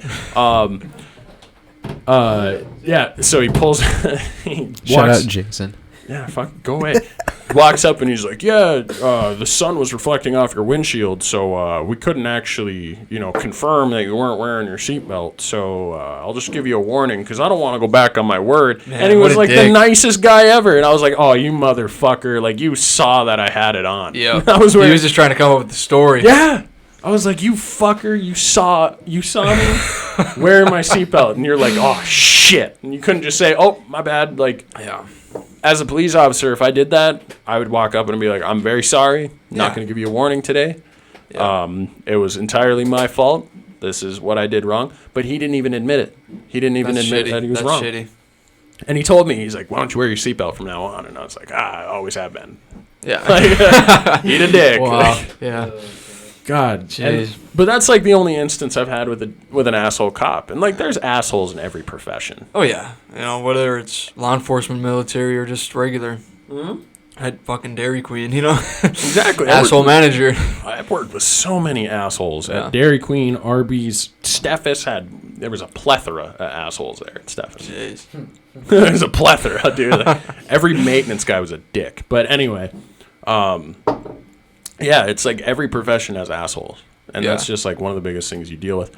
But I think like to give the assholes less power and like less pull over like the majority of everybody else, you have to set in some rules and regulations. Yeah. The military does it with, blatant shunning and hazing. Oh yeah, hazing is like if you're a fucking like let's say you're at drill or not drill, you're at like boot camp or something like that, and you're right up in the morning and you're all in a line like for a head count or whatever you want to call it, like whatever it is. Yeah. Right away in the morning, Yep. And some dude just whips out his dick and starts pissing. Guarantee you, like, a sergeant would beat his ass on sight. Yeah, drill instructor would be like, what the fuck are you doing? Or verbally or physically, like, both. They'd probably just fucking kick the shit out of that guy in front of everybody. I know guys that were doing, like, that shit when, I know guys that were pissing their pants because they were so scared to, like, it happens. Yeah, like... Oh, I'd be scared shitless, too, if some dude that hates his job and his life and has done nothing but eat and fucking lift weights for the past I get a kick out of a bunch of people when they say, if I went to boot camp, I'd punch a drill instructor. No, you wouldn't, dude. Like, I don't care how tough you are. They scare the hell out of you. No, you wouldn't. Yeah. Oh, I've heard stories of, like, my buddy River, who's in the National Guard and shit. Oh, yeah. Yep. And, like, the only reason he didn't get, like, heavily abused by drill sergeants was because, like, there was a guy in his platoon that, like, definitely had some sort of, like, mental disability. Like, social, if it was Asperger's, whatever it was. Yep. Definitely social. But, like, sergeants abused him. Yeah, I bet they did. Yeah. Like, he got super nervous one time. River was telling me the story. He tells it so much better than I do, but I'm going to repeat it to you. So they were lining up. They were all lined up they were all in their barracks in the morning, and they were all like waking up and like getting ready to like go out into the field and shit. And and his name's Newton, but they call him Newt. And in the middle of the night when he was shaving, he shaved his sideburns like up to like the top, like past his temple, like clear fucking razor lines all the way up into his hair, and no one else looked like it. No one else had that man. look. And, like, they woke up in the morning and everyone was like, oh, Newt, what the fuck, dude? Like, what are we supposed to do? Should we all do that to, like, be in uniform? And they're like, no, we'll just put him in the back and, like, hope to fucking God no one sees him. Like, hope to God they don't fucking see him. Or at least until, like, later. And they're standing there and the drill sergeant comes up with a clipboard and he's like, all right, everybody, line up. And we got... And he just sees him, right? He looks up from the clipboard, instantly sees Newt. Wow. And he's like, Newt, get your ass up here. Get the fuck up here right now. And he gets up there. And he just starts losing his shit. And then he brings over two other drill sergeants. They start fucking dying. Nice. They go and get, like, the head drill sergeant or whatever it is. Like, the colonel or captain or I don't know what it is. Senior or whoever. I don't know what it is for the Army, but... Yeah, you know what I'm talking about. Yeah. They go get his ass, and he comes out. He just walks out of his little, like, shed or whatever the fuck he's in. Walks out of it, takes like 2 steps down the step, looks to his right, sees Newt, instantly starts, like, crying, laughing. Just dying. And they're like, oh, Newt, you fucking retard. Like, oh... He literally said, like, they were, like, an hour and a half late that day because, like, he had to show all the other drill sergeants... God. And they all had to, like, laugh and call him an idiot. That's pretty funny. But they abused him. He eventually left the military. He eventually... Yeah, it just fell out, Yeah, it fell out. For sure. But that's, like, what you have to do in the military. Yeah. Yeah, boot camp is a lot different than what the normal military lifestyle is. I think a lot of people look at the military and they think of, like, us sleeping in this big-ass, like, room together and getting yelled at all the time. That's not how it is. Like... That's just boot camp, I have my own, like, I have a room, I got a TV, I got a PlayStation, When I'm not working, I can do, like, whatever I want pretty much. Yeah. But, a lot of people think it's, like, getting screamed at all the time. No. But when you first show up to your unit, especially in 29 Palms, and if you're infantry, you get hazed. You get hazed pretty good. And I got hazed pretty good. Did you get a toilet plunger handle up the ass? Nothing like that. Okay. No, thank God. Thank God, no. But there were times during like PT, like physical training in the morning. There's this place called the Backyard or whatever, in the middle of the desert, and it's just getting hazed. Like, it's just a bad time. Oh God, it's just a bad time. And even in your room, like on field day is when you deep clean the shit out of your room, and your senior guys come in and check it. You know, they're finger swiping every crack and crevice of the room. They move the refrigerator. They swipe their finger on the boards at the towards the base or the baseboards or whatever by the floor. And if there's a speck of dust, they're like, "Oh, I'll be back at like 11:30 at night, whatever." And it's just like, dude, that's like 2 hours from now. Like, dude, that's like 2 hours from now. Yeah, so they make like a speck of dust is gonna land on there in 2 hours from now. It's just a bad time to be a new guy, but but once you deploy and you come back, then you're not a new guy anymore. Yeah, you're more of like a senior guy, and life is just a lot easier because you're the one in charge. But yeah, there's always those assholes that are just screaming at you, and they're like, you're trying to learn something, and then they're just screaming at you, and it's just like, oh, I can't learn with you screaming at me. So yeah, I'm not one of those assholes. I'm one of the guys who like. You want another one? Sure, I'll take one more. Yeah, appreciate it. Yeah, no problem. It's my last bush anyway. It's fucking. Yeah, appreciate it. Thank you. Been in my fridge for too damn long. But I'm one of those guys who like I'll teach my young Marines or whatever, and I'm not gonna be an asshole about it until when I teach them, and if they start fucking it up or whatever, then you yell at them. Then I'm gonna fucking fuck them up. That's just how it is. Yeah, I mean that's the thing. It's the military. Like that's some. It could cost someone's life. Exactly. You don't know what you're doing, it could cost someone's life. Yeah, you have some fucking dumbass, like, out in the field that, like, you just let slip by because you felt bad. Like, you can't do that shit in the military. Yeah, exactly. That is a big no-no. Yep. So, I mean, I'm full-heartedly for the hazing, the bullying. I am too. Hazing, it really wasn't a thing. Like, well, I mean, it's always been a thing, but it didn't getting looked at in the Marine Corps until 2013 when some kid died getting hazed. Mm-hmm. But now they're just starting to crack down on it. It's just like, well, fuck, like, how are we supposed to like teach our Marines like this training? Like, we do our best, and that's the fucking thing about it. Like, there's different types of hazing, and you know damn well, like, if you're giving someone shit, when you take it too far. And that's for every situation. Like, if I were to just give you shit, be like, oh, you're a cran eater, you fucking JarHead. like I could take it to a certain point, but then if I brought up, like, some really fucked up shit from your past, like, that's messed up. That's messed up. That's way too far. Yeah. Like, you're no longer giving someone shit at that point. And it's the same thing with, like, hazing or bullying or anything like that. Like, the biggest thing with, like, fraternities now at, like, colleges is, like, any sort of hazing. And it can go as far as, like, let's say, like, I go to try and rush at a fraternity, and I go there the first day, and I'm being, like, super fucking weirdo, and, like, everyone's, like, no one's vibing with me, and they don't want me back, and so, like, they just don't invite me to things. And then, like, I hear about a party, I try to go to the party, I try to get in, and they're like, hey, it's only, AD5 members or DTD members, like, you can't get in, and, like, they bring in, like, girls and shit, and you can honestly report that to IFC, which is the Interfraternal Council, and they will take action for you.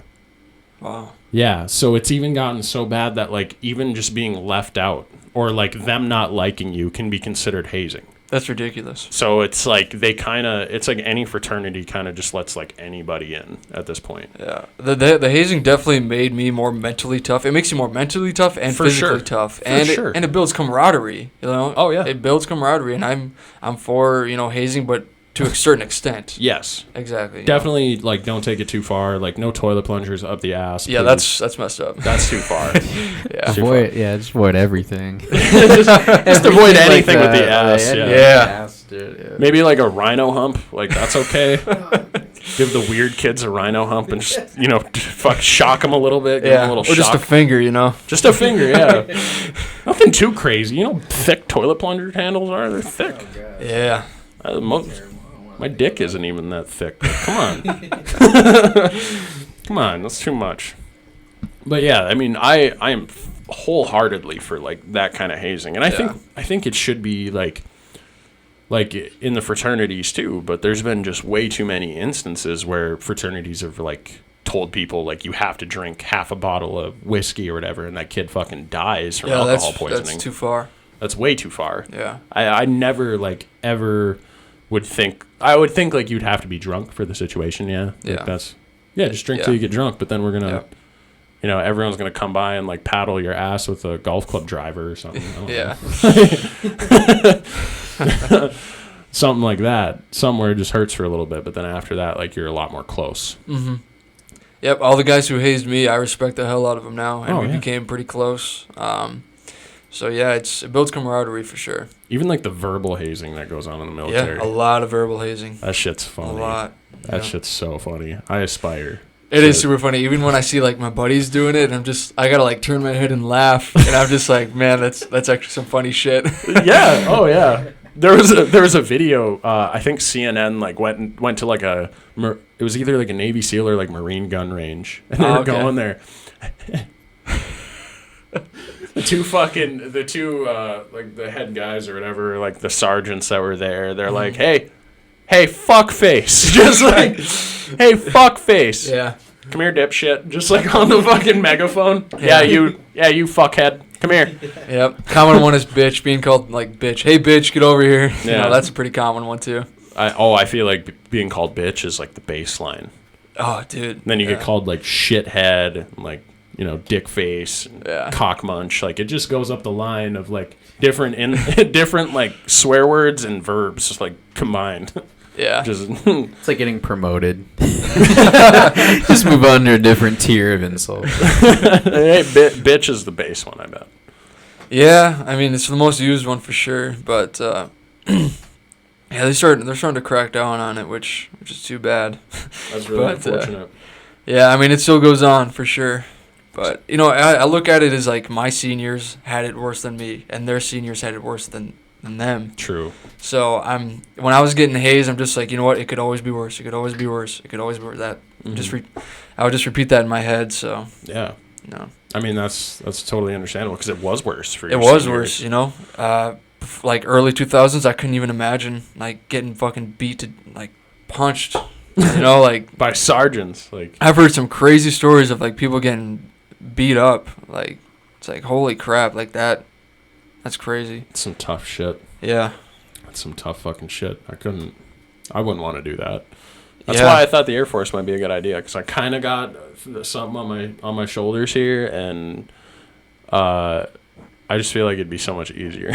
Yeah, when I was going to my unit, once I graduated infantry training, I was going to my unit. I thought I was going to get my ass beat. Like, I thought they were going to, like, bleach the bathroom, and I thought I was going to be scrubbing a bunch of bleach and, like, inhaling all that shit. Oh, yeah. So, like, it's like, fuck. Like, I was scared as hell going to my unit. And then once I got there, I got to my room, dropped my shit off, and it was late at night. And the guy on duty, because there's always a 24-hour guy on duty for the barracks, and he kept coming to my room and asking me if I was, like, if anyone was fucking with me or. Oh. So they're pretty, like, on top of it, but once. It's just, I don't know. It's just, hazing happens, but it's kind of on the down low, Oh yeah, for sure. And I feel like it happens at other like at other branches in the military for sure. And then like not only the military, it happens in fucking like even companies. Like you go to work for like a new place. Yeah. Someone's gonna like pull a joke on you, right? Yeah, the FNG, the fucking new guy. The fucking new guy, exactly. And everyone hates you until they get to know you. Exactly, yeah. That's just how it is. That's how life is. The point about being a new guy, like you got to go through that experience. And you really—it's a test of character too. It is. It really is a test of character. Like when somebody can like give you shit and see how you react to it, right? Yeah. They can really understand like who you are and like how many buttons they can push before you fucking fly off the handle and start swinging. But if you can't like take any shit at all, then you're just like not an outgoing guy. Because like the big buddies, like we give each other shit all the time. Oh God. But if you can't like handle that, then it's like nobody's gonna want to hang out with you. Exactly. Yeah, giving each other shit is like the basis of a relationship. Yeah. Especially in our day and age. How many times this week I've called Chase Gregory a faggot? I saw him yesterday at Cold One Liquor. Yeah, he works there. Yep, I was getting a couple cigars, and told him I was doing this podcast with you. He actually told me, he's like, you know what, just be a dick to Trenton. You know? I was like, well, I can't do that. I haven't like seen him since high school. He's like, no, just do it. Like, just light up that cigar in his room. He's like, no, I'm not gonna do that. You should have, dude. That would have been funny as fuck. My dad would have been pissed, but yeah, I wouldn't do that. I'm not that much of a dick. I would have thought it was fucking funny. Honestly, I probably just would have started laughing.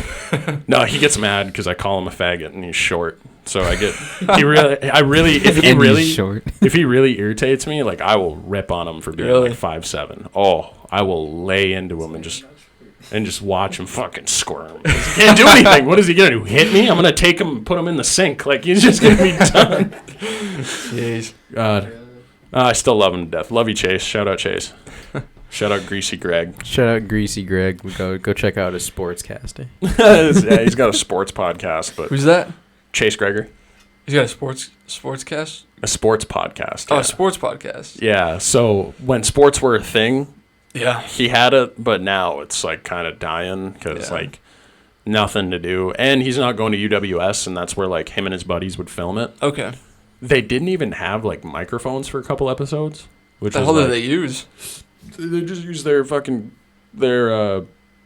computer speakers. Oh, okay. Yeah, it wasn't.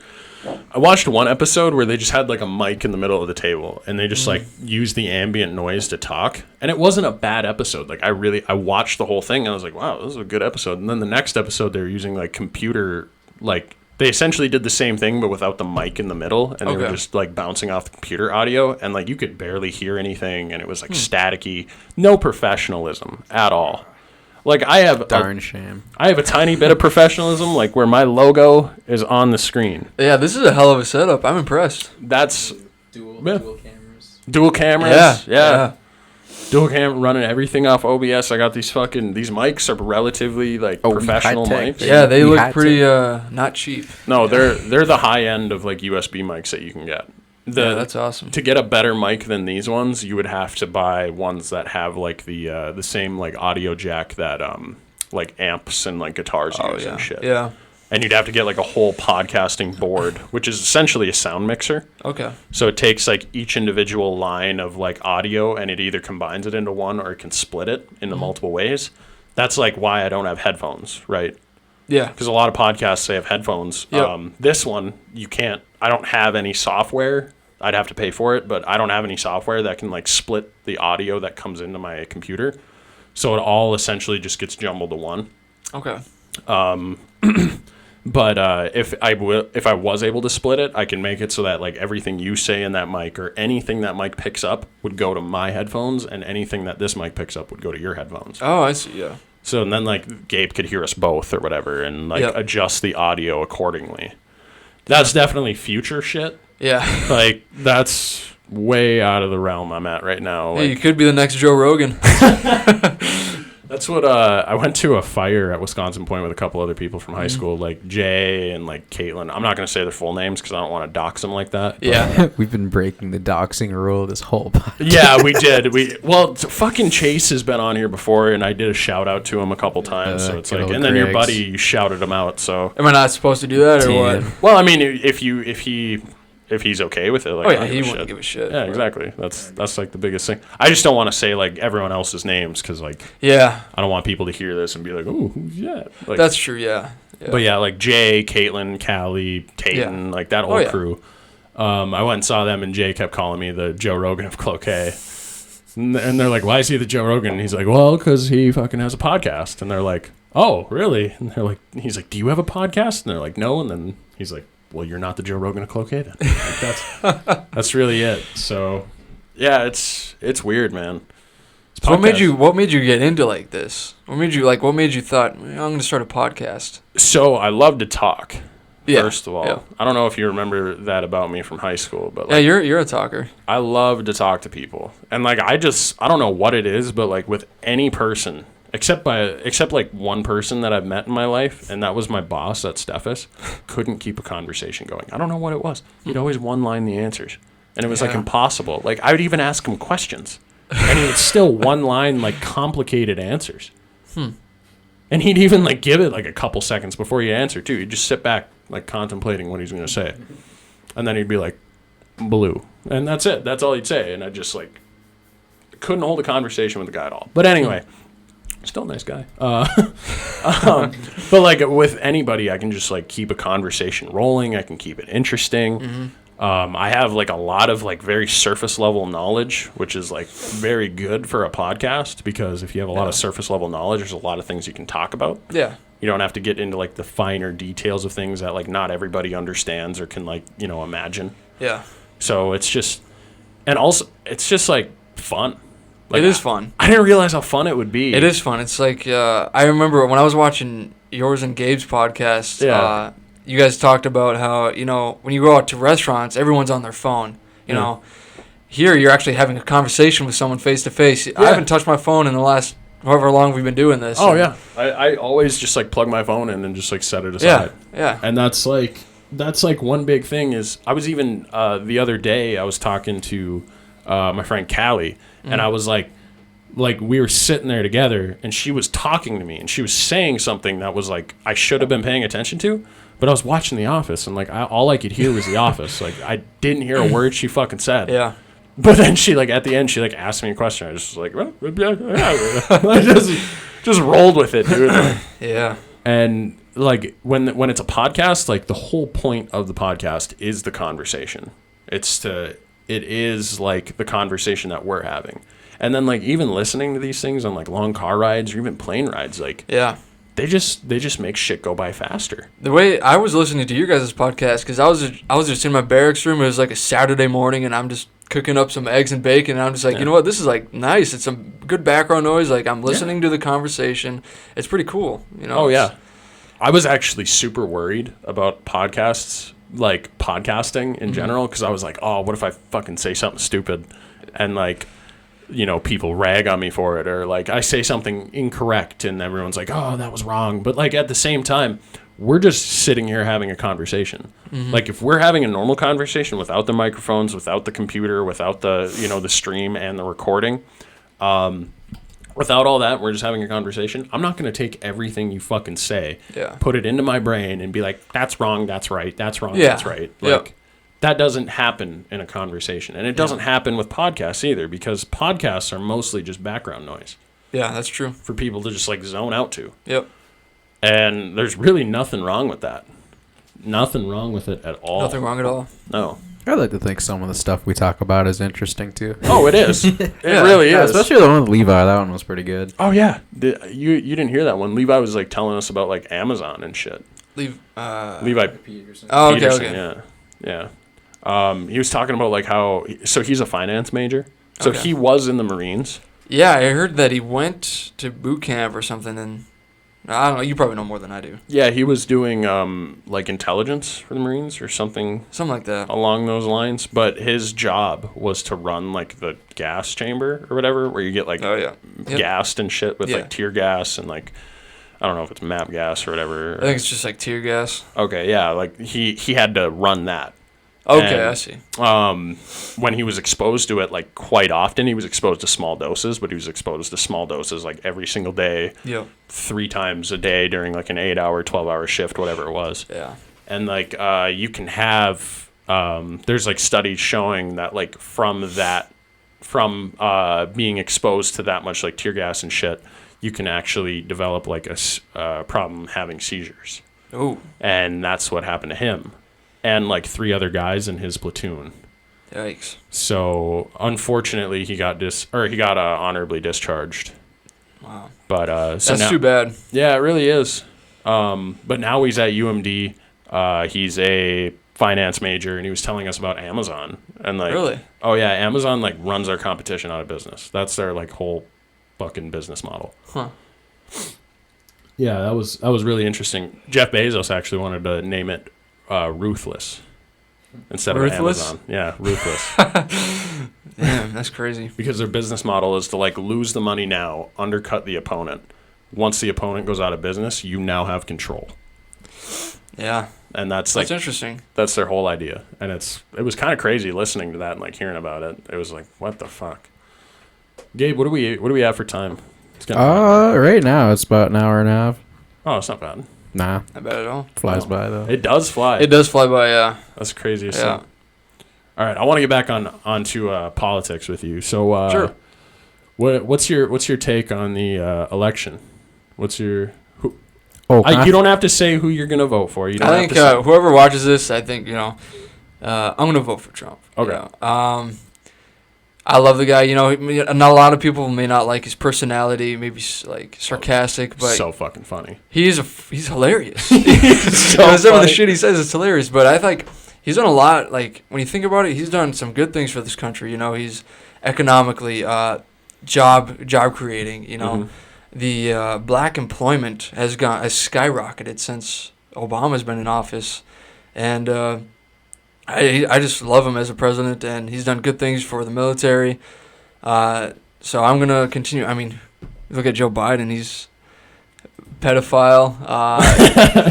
Well, Trump might be too, but that's a different topic. Old. Oh yeah, this is crazy. So yeah, I got Ghislaine Maxwell in there. We'll see what secrets she has. Ghislaine. Oh, that's true. Yeah. Ghislaine. Yeah. Oh, it'll be an interesting election, but yeah. I guess one thing about the election and like all the uncertainty and chaos is I've seen Trump take a really hard like law and order stance, and I don't know if you've seen any of like the ads or stuff, but especially like everybody talking about defunding the police and everything, like his ads are just like an answering machine for like 911, and just like listing off like, oh, if you're reporting like a murder or a rape or an assault, like please press so and so number and we'll get back. I've seen those ads. Like those are like, Trump ads. Yeah, and like he attacks like Biden. He's like, no one's safe in Biden's America. It's just like he's taking this super hard like Nixon kind of approach, and like it's super interesting to see like, is there enough like chaos and pandemonium or like an illusion of it to where that he could. He's mostly staking his re-election on that because I don't know, like they're gonna dog him for coronavirus and like the economic like whatever for it. But like I think like his hardest stance right now is just like you will be safe under like my protection kind of stuff. Like I don't know, it's interesting. Like that is a really good way to play it though. Yeah, but Nixon.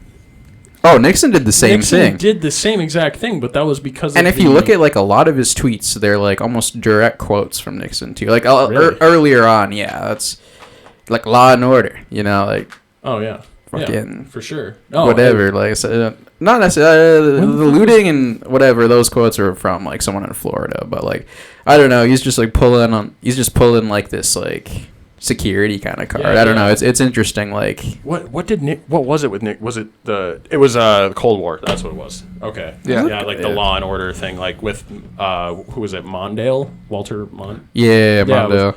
Walter Mondale. He was like, you won't be safe in Mondale's America or something like that. Yeah, exactly. Almost that's what I'm saying. Like he's kind of he's kind of like modeling a lot of things, or like a lot of things that are coming out recently off of like. But that's smart. It is kind of like he's playing into his crowd. And and I think that there's like a big enough divide and like that whole uncertainty with like defunding the police and like all these riots and places that are and all this like stuff that's still currently going on. And I guess to touch on another subject is like how you guys pay attention to like what's been going on in Portland. No, like I haven't seen any. Voice crack, jeez, I just no, I haven't seen Portland. What's up? Oh no, and it's another like kind of like the Law and Order stand for Trump. He's sending in like federal troops and like he's been talking about doing it in cities where like the protesting hasn't like been under control. Like Portland, I guess, has been pretty bad, and ever since like media left, like we're not seeing that. Minneapolis isn't still super great, but I think the violence and destruction's like gone down. But like places like Chicago, Kansas City, like he's talking about sending federal troops, and it's like they want to say now they're more like investigators because like in Portland it was bad. It was just like almost like National Guard, kind of like you have all these guys in like military gear coming in, but like they're like unmarked. You can't tell like what federal agency they're coming from. They're like clearing out protesters and like throwing them in like unmarked vehicles, and like everyone's making like a big deal about it. And Chicago's saying like it's not gonna be like that, but it's still like up in the air. Yeah, I've heard about that because he wants to like curb all like the violence and protesting, and like we're also kind of in like a little bit of crime spike right now. Like at least Chicago's pretty bad. Chicago might need the help, but like hopefully it doesn't look like Portland, because Portland's looking a little scary. Yeah, Portland's kind of, they're like tearing that shit up, like that, for lack of a better phrase. Like they're fucking wrecking that shit, tearing it up, and it is scary. It's frightening, and he's really honestly doing everything in his. You can't just idly sit by as like a president of the United States and let like an entire state just burn up because of protests and riots and violence. Like you have to take action in one way, shape, or form. If it was Hillary right now, guarantee the same shit. Oh, it's probably there. Yeah, like I think any president really would have. Yeah, and I'm surprised. Like this is like, because it's gone like how many days since like the initial waves of protests, and now we're getting federal troops in places, because I guess like it really hasn't calmed down. That was surprising to me. I didn't even know like it was still that bad in some places. But yeah, I knew Chicago and Detroit and like one other place were pretty bad still. Didn't a lot of the rioters that were in Minneapolis, didn't they come from Chicago? Or I heard something about that. Yeah, like a lot of them were out of state. Yeah, like I heard a lot. It's like a fair percentage were out of state. Huh. So like all the arrests they made in like the initial nights were like they pulled people from like out of state or way far away from Minneapolis if they came from Minnesota. Yeah, it was like, it wasn't like 83% of the people that were arrested were not from Minneapolis. Yeah, some crazy high number like that. Yeah, why would you, if you lived there, why would you want to destroy your own community, right? Yeah, like that's That's a really good point. Like that is a good point. Like if I were here and someone's like, "Hey, let's go fucking burn down Gordy's," I'd beat their ass. I'd be like, "I love Gordy's. Fuck you. I love Gordy's. Like I'm not gonna burn that down. Where else am I gonna get Gordy's, motherfucker? If it's burnt down, they're not gonna come back." God, you dumb bitch. Like I wouldn't. No, that doesn't make any sense. We can burn down AutoZone here though. Like I never go there anyway. O'Reilly's is much better. Fuck AutoZone. Like I'd be fine if that burnt down. I could manage, but they fucking tried to burn down Gordy's, man. I would. That'd be a no-go. Be there with my rifle, defending it. On top, like the rooftop Asians. Or rooftop Asians Koreans. in LA. Rooftop Koreans. That's what it was. Yeah. But fuck. What were we talking about? Kind of like the election. Like, yeah. But a lot of those people, not from Chicago, but I talked to. Do you know who Jordan Hewitt is? Maybe if I saw their face. He's active duty in the National Guard. Okay. And he actually got sent down to Minneapolis, and really? I talked to him on the podcast, and he actually told his story on the podcast. But he said that they were looking for cars that didn't have plates, or cars that had Colorado license plates. Colorado, yeah. He didn't know why Colorado license plates were like the ones that he was told to look for. Yep. Like he was never told a rhyme or reason for it, but he was just told like when they were doing like the checks and shit, like stop anyone who doesn't have license plates and stop anyone who has Colorado license plates. And that was like the two biggest things. I never did any research, or I never like tried to follow up with anybody on that, like finding out why Colorado license plates. But I imagine it's because like that's where a lot of people came from that caused riots. Like you said it earlier, you're burning your own community, right? Yep. But it's not like the people in the community doing it. Yeah. It's a small percentage. It's everybody outside the community who finds the reason for the violence. Even you mentioned this quite a few podcasts ago. This might have been like 2 or 3 podcasts. It might have been R.I.P. George Floyd with John Luke, but you talked about like white supremacists like coming into Minneapolis. Oh, and, yeah. Intentionally wreaking havoc and like causing violence. It was the same thing for like a lot of other big cities. It was just like white supremacist groups kind of like mapped out where they should go, and like some people came up and from different states too. And like I remember me and Max were walking down like somewhere, and like some ladies were talking about like they gave us like vehicle descriptions and like license plate numbers from like Facebook and other websites saying like don't go down East Lake Street right now or so and so because like white supremacists are out and like they're like just causing trouble. They're trying to like hurt people, break into shit, and I don't know, like it's real. They're there. It's kind of scary. That shit is scary. So you wouldn't ever vote for Joe Biden? No, I would rather die. Then you're not black. Uncle Joe. Then you're not black. Yeah, that's funny. You're only black if you vote for Joe Biden. Yeah. You're not voting for Uncle Joe. We'll hand over your melanin.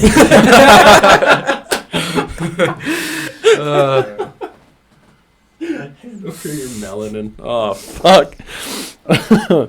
Sleepy Uncle Joe. I can't even imagine. Like, how the fuck is, like, the Democratic Party is really scraping, dude. Like, Hillary, they're looking... Whoever Joe Biden's vice president is, that's who would be running the country if he ever got into office. Oh, yeah. That's why he was Obama's vice president, because Obama did everything, and Joe Biden just kind of fucking sat there and was like, I love kids jumping on my lap. Yeah, I love kids. They put their legs, or their hands on my legs when I'm in the pool. The hairs. The hairs, they spring up. And kids turn blonde in the sun.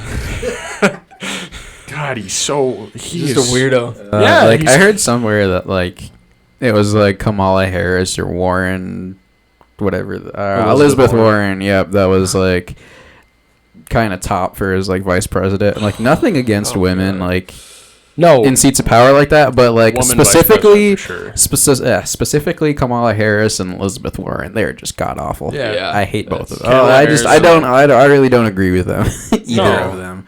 Elizabeth Warren's like one of the most like, isn't she like one of the most wealthy Democratic politicians? Yeah, I was like Elizabeth Warren is like one of the most wealthy. Yeah, something like the Clintons. That. Yeah, she's like I think like her and like Nancy Pelosi or something like Nancy that. Pelosi like crazy rich. Fuckload of money too. I hate her. Nancy Pelosi has like a $400 million. She's like, doesn't she have like a $400 million net worth or some shit like that? Something crazy. I'm gonna look. Just bananas. Jeez. And she's a fucking senator. Like she has no right making that much money. That's insane. Yeah. Oh yeah, you might have already had this in other podcasts. It was like the first thing to come on. You just looked up Nancy. Wow, I had to feel stupid. Oops. Net worth, yeah. There we go. That's pretty good. I heard that line. That was the first thing. Oh no, $120 million. $120 million. How fucking crazy is that? You know how much money that is? I could live comfortably the rest of my life with $1 million. Give me $1 million. I will live comfortably the rest of my life without working. Really? I think so. Yeah. You could pull it off. I think I could. Yeah. You don't need to buy like a huge mansion or anything. Just get a small house. If you have a family, just get a decent sized house. You know. Just get a camper. That too. Just get a camper. Go live on a lake. Yeah. Why wouldn't you? I mean, fuck. Yeah. That'd get so boring though. It would get boring. I'd have to do something.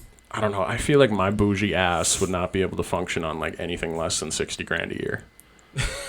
So like if I had to ration it to like 50 or 40 or even like $30,000 a year, I'd probably just like I'd be like, fuck it, I can't do it. I gotta work or something. Like I can't do this. Fuck, $120 million as a senator. Insane. That's insane. That amount of money should not be in politics at all. No, not at all. I don't think politicians should have the ability to accept money from lobbyists. I don't think lobbying. I agree. I think lobbying is unconstitutional because they're no longer public servants at that point. They are employees of that company that is lobbying to them. It does, like if BP lobbies to Ted Cruz or the Zodiac Killer, or the same thing. If they lobby to Ted Cruz and he takes $10 million from them, he no longer can combat anything that they ask him to do. Mm-hmm. If they're like, hey, we want to dump in this lake, make it okay for us to do that. Like he has to do it because he's an employee of that company now. If he doesn't do it, they take all that $10 million back, and I guarantee you some of that money's already spent. Fuck. Yeah. So you're gonna vote for Trump? I'm gonna vote for Trump. I am. For sure. For sure. Okay. That's fair. Yeah. You know, I just agree with his policies. Strong border, strong military. You know, good economy. You know. Yeah. So I'm gonna vote for him again. Strong border. Is that like a big thing for you? Is like. Not like one of the biggest things, but it's one of the things. That's one of them. Yeah, you know, Okay. the cartel. I know some people who know some people in the cartel because down there in Southern California, I've met like there's a lot of Hispanics down there. Yeah. And there's a lot of Hispanics in the Marine Corps, and like some of their families or their wives' families, are like have some contact with the cartel. Are affiliated. Yep. Damn. Yep. So. What the fuck was that? The light switch. Yeah, clearly.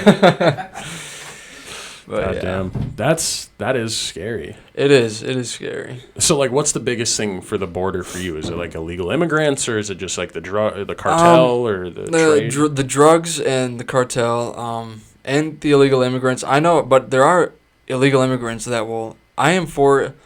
If you want to come to this country like illegally and you work your ass off to provide for yourself or your family, I am all for that. Absolutely, all for that. But to come in here illegally and sell drugs and stuff, like, no. Commit crimes. Yeah, commit human crimes, traffic. human trafficking, you know, all that stuff. Yeah, I don't agree with that. Oh, absolutely not. Like, the way I like to make comparisons is, like, I talk to a lot of people who are Republican, and I'm like, what about the border? What about, like, illegal immigrants? Like, what's your take on that? And they're like, oh, I fucking, illegal immigrants, they shouldn't be here because they weren't born here. They have no right to be here. They're here illegally. And, like, the way I look at it is, like, all right, well, I know a guy, just any guy. He sleeps at his mom's house. He's 30 years old. All he does, he wakes up every day, he plays video games, hasn't showered in like 2.5 weeks, orders Domino's or Pizza Hut every fucking day of his life, doesn't work, collects unemployment, lives with his mother, and is literally not a productive member of society whatsoever. Yeah. I would rather have 5 illegal immigrants Absolutely. who walked fucking 50 miles to get to where they were. They walked those 50 miles and probably then some. Yeah. They jumped over a border. They avoided bullets. They walked for days, dehydrated themselves, starved themselves just to be able to get to this country. Yeah. I think we should take that fat fuck, airlift him out of his basement and drop him somewhere in Mexico and let him survive. I agree. And we'll take those fucking 5 immigrants. Because Absolutely. those motherfuckers are going to work hard as shit. They are going to pay taxes. The only way an illegal immigrant doesn't pay taxes is on their paycheck, which is not a majority of the taxes we receive. We receive most of the taxes that we use for our roads and most of the taxes we use for our school are from sales and property tax. So if they own any sort of property, whether they're renting or mortgaging or whatever it may be, they're paying property tax. And if they buy anything, they're paying sales tax. Yeah. So a tax on the paycheck really isn't that big of a deal, especially when they're working mostly low paying labor jobs. So I make that argument quite often, but there's a lot of pieces of shit in this country that I would much rather with drop of it not even a thought to it. I would instantly take an illegal immigrant for some piece of shit here in the U.S. I agree. Swap them out. And this country was built on immigration. Oh, yeah. Irish, you got a lot of Irish people. French. Yep. Huge French population in Duluth. Swedish. Yep. Scandinavian. Finnish, Norwegian. Yep. German.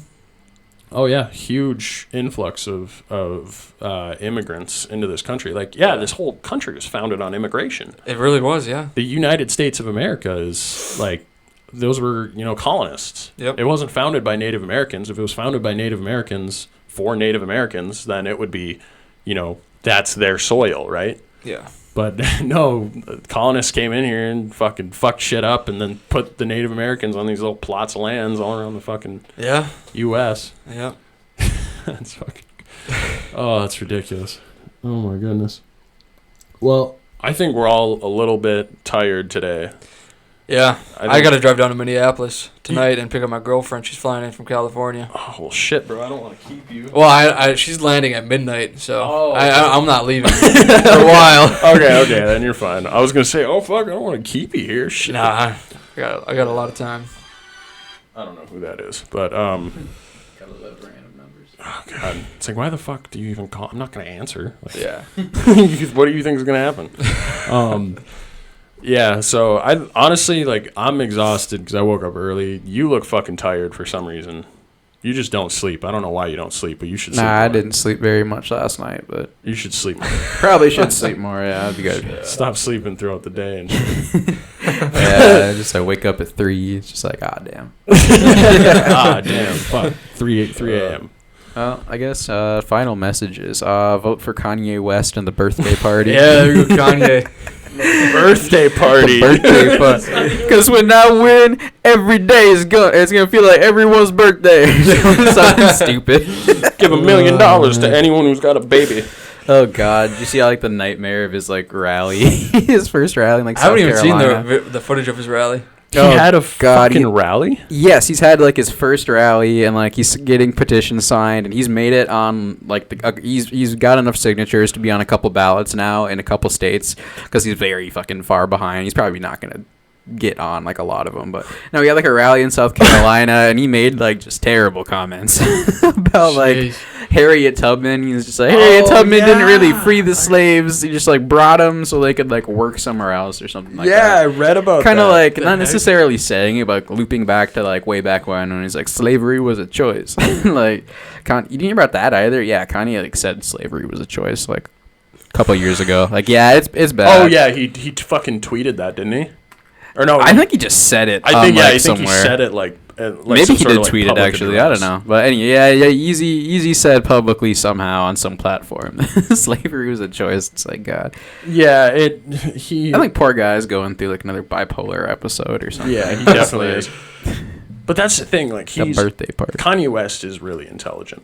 He's like when it comes to he's a musical genius. He's he's an absolute smart, like musical genius. Like production wise, he is like Yeezus is like one of the best albums ever made. Oh yeah, by far. Yeah, Yeezus is crazy. Yeezus is like nuts.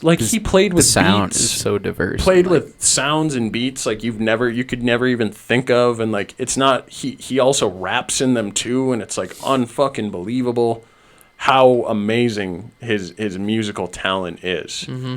But with like that kind of talent, like there's got to be some sort of crazy in there, and there is. Yeah. Oh yeah. It's very evident that he's like relatively insane. But you can't be that talented without being fucking like partially crazy. It's like mildly crazy. He's not even. Well, yeah, he's just mildly crazy with like the ability to have a voice. That's like something Chappelle was talking about. Just like the environment's a little sick, not necessarily the person. Like Kanye didn't seem like super. I mean, like, I don't know, like early 2000s Kanye, was he this crazy? Oh no. So. Like Heartbreaker Kanye, like when he came out with that absolute banger. Oh yes, yeah. Like I don't know. Kanye hasn't like. That's such a. Go listen to that song. Go listen to that song when you get back in your car and tell me that's not like one of the best songs you ever heard. Crazy. One of the biggest bops ever. All time bop. All time, dude. Like, oh my God. No, I don't think he was ever this crazy. Some people, I saw like a recap of Kanye one time, like an article recap. And it was like, yeah, like when he got around the Hennessy in like 2015. I was like, no, he's been fucking like Hennessy. Discreetly saying this shit like in his songs well before he got a hold of Hennessy. Like the thing is he's been drinking Hennessy his whole life. But like he's been talking like the same shit in his music his entire life. Like if you listen to Stronger, there's so many different references in Stronger about like police brutality, about the civil rights, about slavery. Like the whole song isn't just like there's an entire verse in Stronger where it says like being a slave only like made me stronger or something like that. Like that was a part of like that's not the chorus obviously, but it's like a part of the song. Mm-hmm. And it's like he's been on this shit for a really long time. If you've been paying attention, like he's been on that for however long. And I think that's like part of the reason why he's been so silent in these times. Especially during like the protests and riots. Like we didn't hear anything from Kanye. Yeah. Or even like Wash Us in the Blood, his newest song. Like, that is yeah. directly related to, like, slavery and, like, police brutality and shit. It's kind of weird, though. Fuck, it blows me away that you want to be a teacher. Yeah, man. Educate the youth. Yeah. Yeah. No, that's fucking sweet, man. The history aspect. Would you want to do more of, like a war history kind of thing? I'd like to do that, yeah. I mean, I'm not, like, super into a bunch of, like, I don't know a lot of shit now, but when I get out of the Marine Corps, I plan on, like, doing my own research and, like I said, going to school, obviously, and I don't know, that lifestyle of being a teacher. And, you know, if I do end up coming back here to Cloquet, I think it would be cool to, like, coach a little bit on the basketball team, too. I think that'd be pretty fun. Yeah. Why not, man? Yeah. I've talked to Mr. Battaglia and Mr. Prosen, so they want me to come back, so. That would be cool. Yeah. That'd be sick. You'd be fucking coming back and teaching at the same place you went to high school at. You'd be like a way smaller Oj. Oj. Like, if Oj was like 6 times Shout smaller, you'd be Brandon Hill, the teacher. Yeah. Mr. Hill. That's fucking sick. Mr. Hill. That's sick. Being a teacher would be dope, but I don't think I could deal with those, like, punk-ass kids. That's why I would like to be middle school and higher age. You know, I couldn't do, like, elementary. I couldn't be an elementary school teacher, like. But could you imagine if you ran, like, some study hall and some, like, you know, shithead kid comes walking in and he's like, hey, fuck you, teach, like. Well, I think what my time in the Marine Corps has, like I don't know how to explain it, but what, are you gonna swear at him? I wouldn't swear at him, but I would know how to deal with it, because like fair. Our junior Marines, like, sometimes they act like that too, and we got to deal with it too. Yeah, sometimes they show attitude, and it's just like you better not show attitude towards your seniors, like whether they're wrong or right. You do not show attitude, otherwise you're gonna get hazed. I mean, I'm not gonna haze students. I would get fired as a teacher, but washing them down with a fucking fire hose and I shit. just got their head in a sink or something.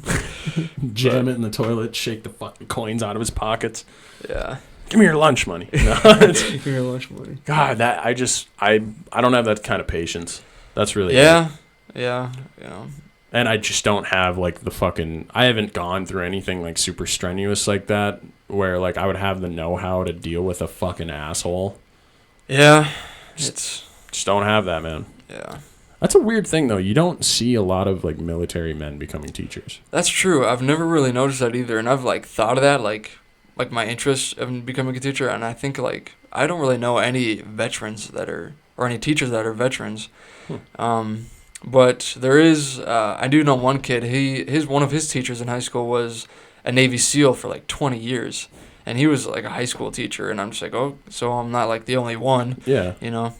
Damn, I honestly, like, if someone was like, yeah, he was a Navy SEAL for 20 years, and I was like walking into math class, I'd be like, I'd be scared. I'll just shit my pants now to get it over with. Like, I know it's gonna smell regardless. Like, I might as well just do it. Yeah. Because it's going to come out later. Oh, God. Even like, did you hear that Mr. Johnson passed away? I did. That's upsetting. He was one of my favorite teachers. Really sad, yeah. It is sad. Yeah, oh my God. He was one of my favorites. I went back and from middle school, he's probably the teacher I've talked to the most. Yeah. That I went back and seen. He was a good teacher. Yeah, he was. He was amazing. He was a good overall guy. Yeah, he's a real nice guy. I saw him a couple times when I was, like, delivering and stuff. And yeah. Rest in peace, yeah, Ronnie Johnson. Yeah. It's unfortunate. Sad. It's too early. He's Real too young. It is, yeah. Too young. But he was fucking frightening, and he wasn't even in the military. Yeah. Yeah. That guy was intimidating. Like, I knew getting into that classroom, like, I better pay attention in this class. Yeah, fucking. Were we in, like, the same class at, like, when he the end of the Joe? year? Remember that? When he was doing, like, he's like, you don't feel badly. He's like, you feel bad about something. Or he had like a lot, like, on his wall or whatever. Yeah. I remember that. Yeah, he's like, badly isn't a thing. He's like, when you feel badly, that means you can't fucking feel your fingers. Like, and he'd always do this. Like, he'd be like, oh, I feel badly, and then he'd do this, and he'd like slap his hands together like Brett Favre when he was clapping for Caitlyn Jenner at the kind of half-assed little. Yeah, God damn it. What are you doing, Favre? You washing your fucking hands? No. Yeah, first of all. But no, he'd do this, and he did it in front of Joe one time, and like Joe was just kind of sitting there, And, like, he didn't flinch at all. And, like, Mr. Johnson's used to people, like, flinching when he does that. And so, like, he just straight up, like, hit Joe, like, right on both sides of his face. And Joe was like, what the fuck? And he was like, oh, my God, I'm so sorry. Like, I didn't mean to hit you. He took it like a champ, obviously. But it was just, like, fucking hilarious. And then there was a time, like, the class wouldn't quiet down. Like, the beginning of class. And he just took a stool. I was watching him the whole time, too, because I wasn't talking to anybody. Mm-hmm. Picks up a stool and he just launches it across the room, just like the most nonchalant thing. Hits the floor, everyone stops and looks like, what the fuck just happened? Yeah. And he's like, yeah, if you don't shut up, I'll kill all of you. Like, just no fucks given. Yeah. Oh God, rest in peace. Yep. But no, it was honestly like I really don't want to keep you much longer. I'm kind of, I'm running off fumes right now. Gabe's tired. Yep. I feel like we're all just kind of, it's muggy as fucking here. Like, yeah, it is muggy. Oh, fuck. Well, man, it was great seeing you, dude. Yeah, I appreciate you. You let Nice me do to this. have It's you. good to see you both you guys. Yeah, no problem, man. I love just, like, having conversations with people. Yeah, I'm definitely going to tune into a lot more of your podcasts. Definitely. They're interesting. Yeah. You know, actually, who wants to be on the podcast next Who's is that? Dylan Lauer. Really? Yeah, he hit me up. That guy's funny. He's a funny guy. So funny. Yeah, he can talk. He can talk, too. I'm excited to have him on. He was talking about driving back and forth from Mankato. Mm-hmm. And he's like, dude, I've been listening to, like, all of them. And they're really interesting. Like, he's like, they're so fun and they're hilarious. They're like, fun, yeah. And they are. And that's what I told him. I was like, dude, 2.5 hours is going to blink by Yeah. for a podcast. Fastest 2 hours in my life. Yeah, just fucking whoop right through. Yeah, no, it was fun to be back, though. We took a pretty decent hiatus from our last one. But Yeah, we did take a decent hiatus. we'll have to pump a couple out Yeah. August and everything. For sure. Are you still leaving? You going back to North Dakota? Yeah, I'm going back on probably like August 20th. Okay. Like that end of the week. Crank kinda out thing. a few more episodes then. Yeah, so Dylan won't be back until the Monday. Not this upcoming Monday, but the Monday after. So I think this next week I want to fit in like two or three more people. Maybe bring someone back. I don't know. Yeah, let me know. But I mean, Max is in town too. Max is in town. He's not in town yet. Yeah, he's He'll be in coming. town. He'll be in town tonight. But Yeah. yeah, the biggest thing for me actually was I'm building a PC. I'm building like a gaming, like video editing, and like Oh, really? it was like a $1,700 investment. Wow. Weeb.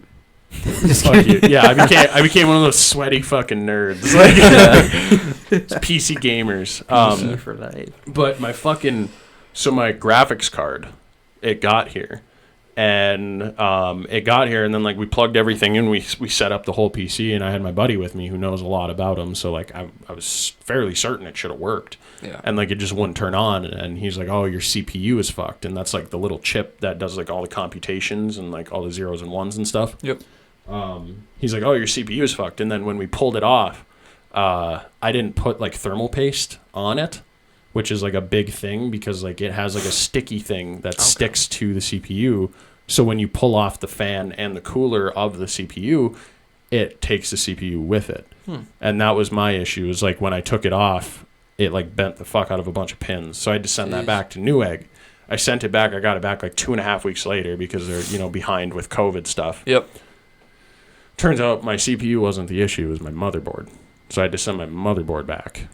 And now I'm still waiting on that. So like that was the whole reason why I took like such a hiatus off of filming podcasts and like doing them, because like I just wanted to get my PC done so I could do like more video editing, so I could add like an intro at the beginning and like an outro at the end. Yeah. Because doing it with this computer, like, it doesn't have the power to fucking... It's like a 7th gen, like, i5. Like, the thing's, like, 10 years old. So, yeah. I'll just have to keep filming on that fucker, then, for the time being. Yeah. Until I can build my, $1,700 sweaty investment. Sweaty. I can't wait till Call of Duty looks like real life on my PC. So smooth.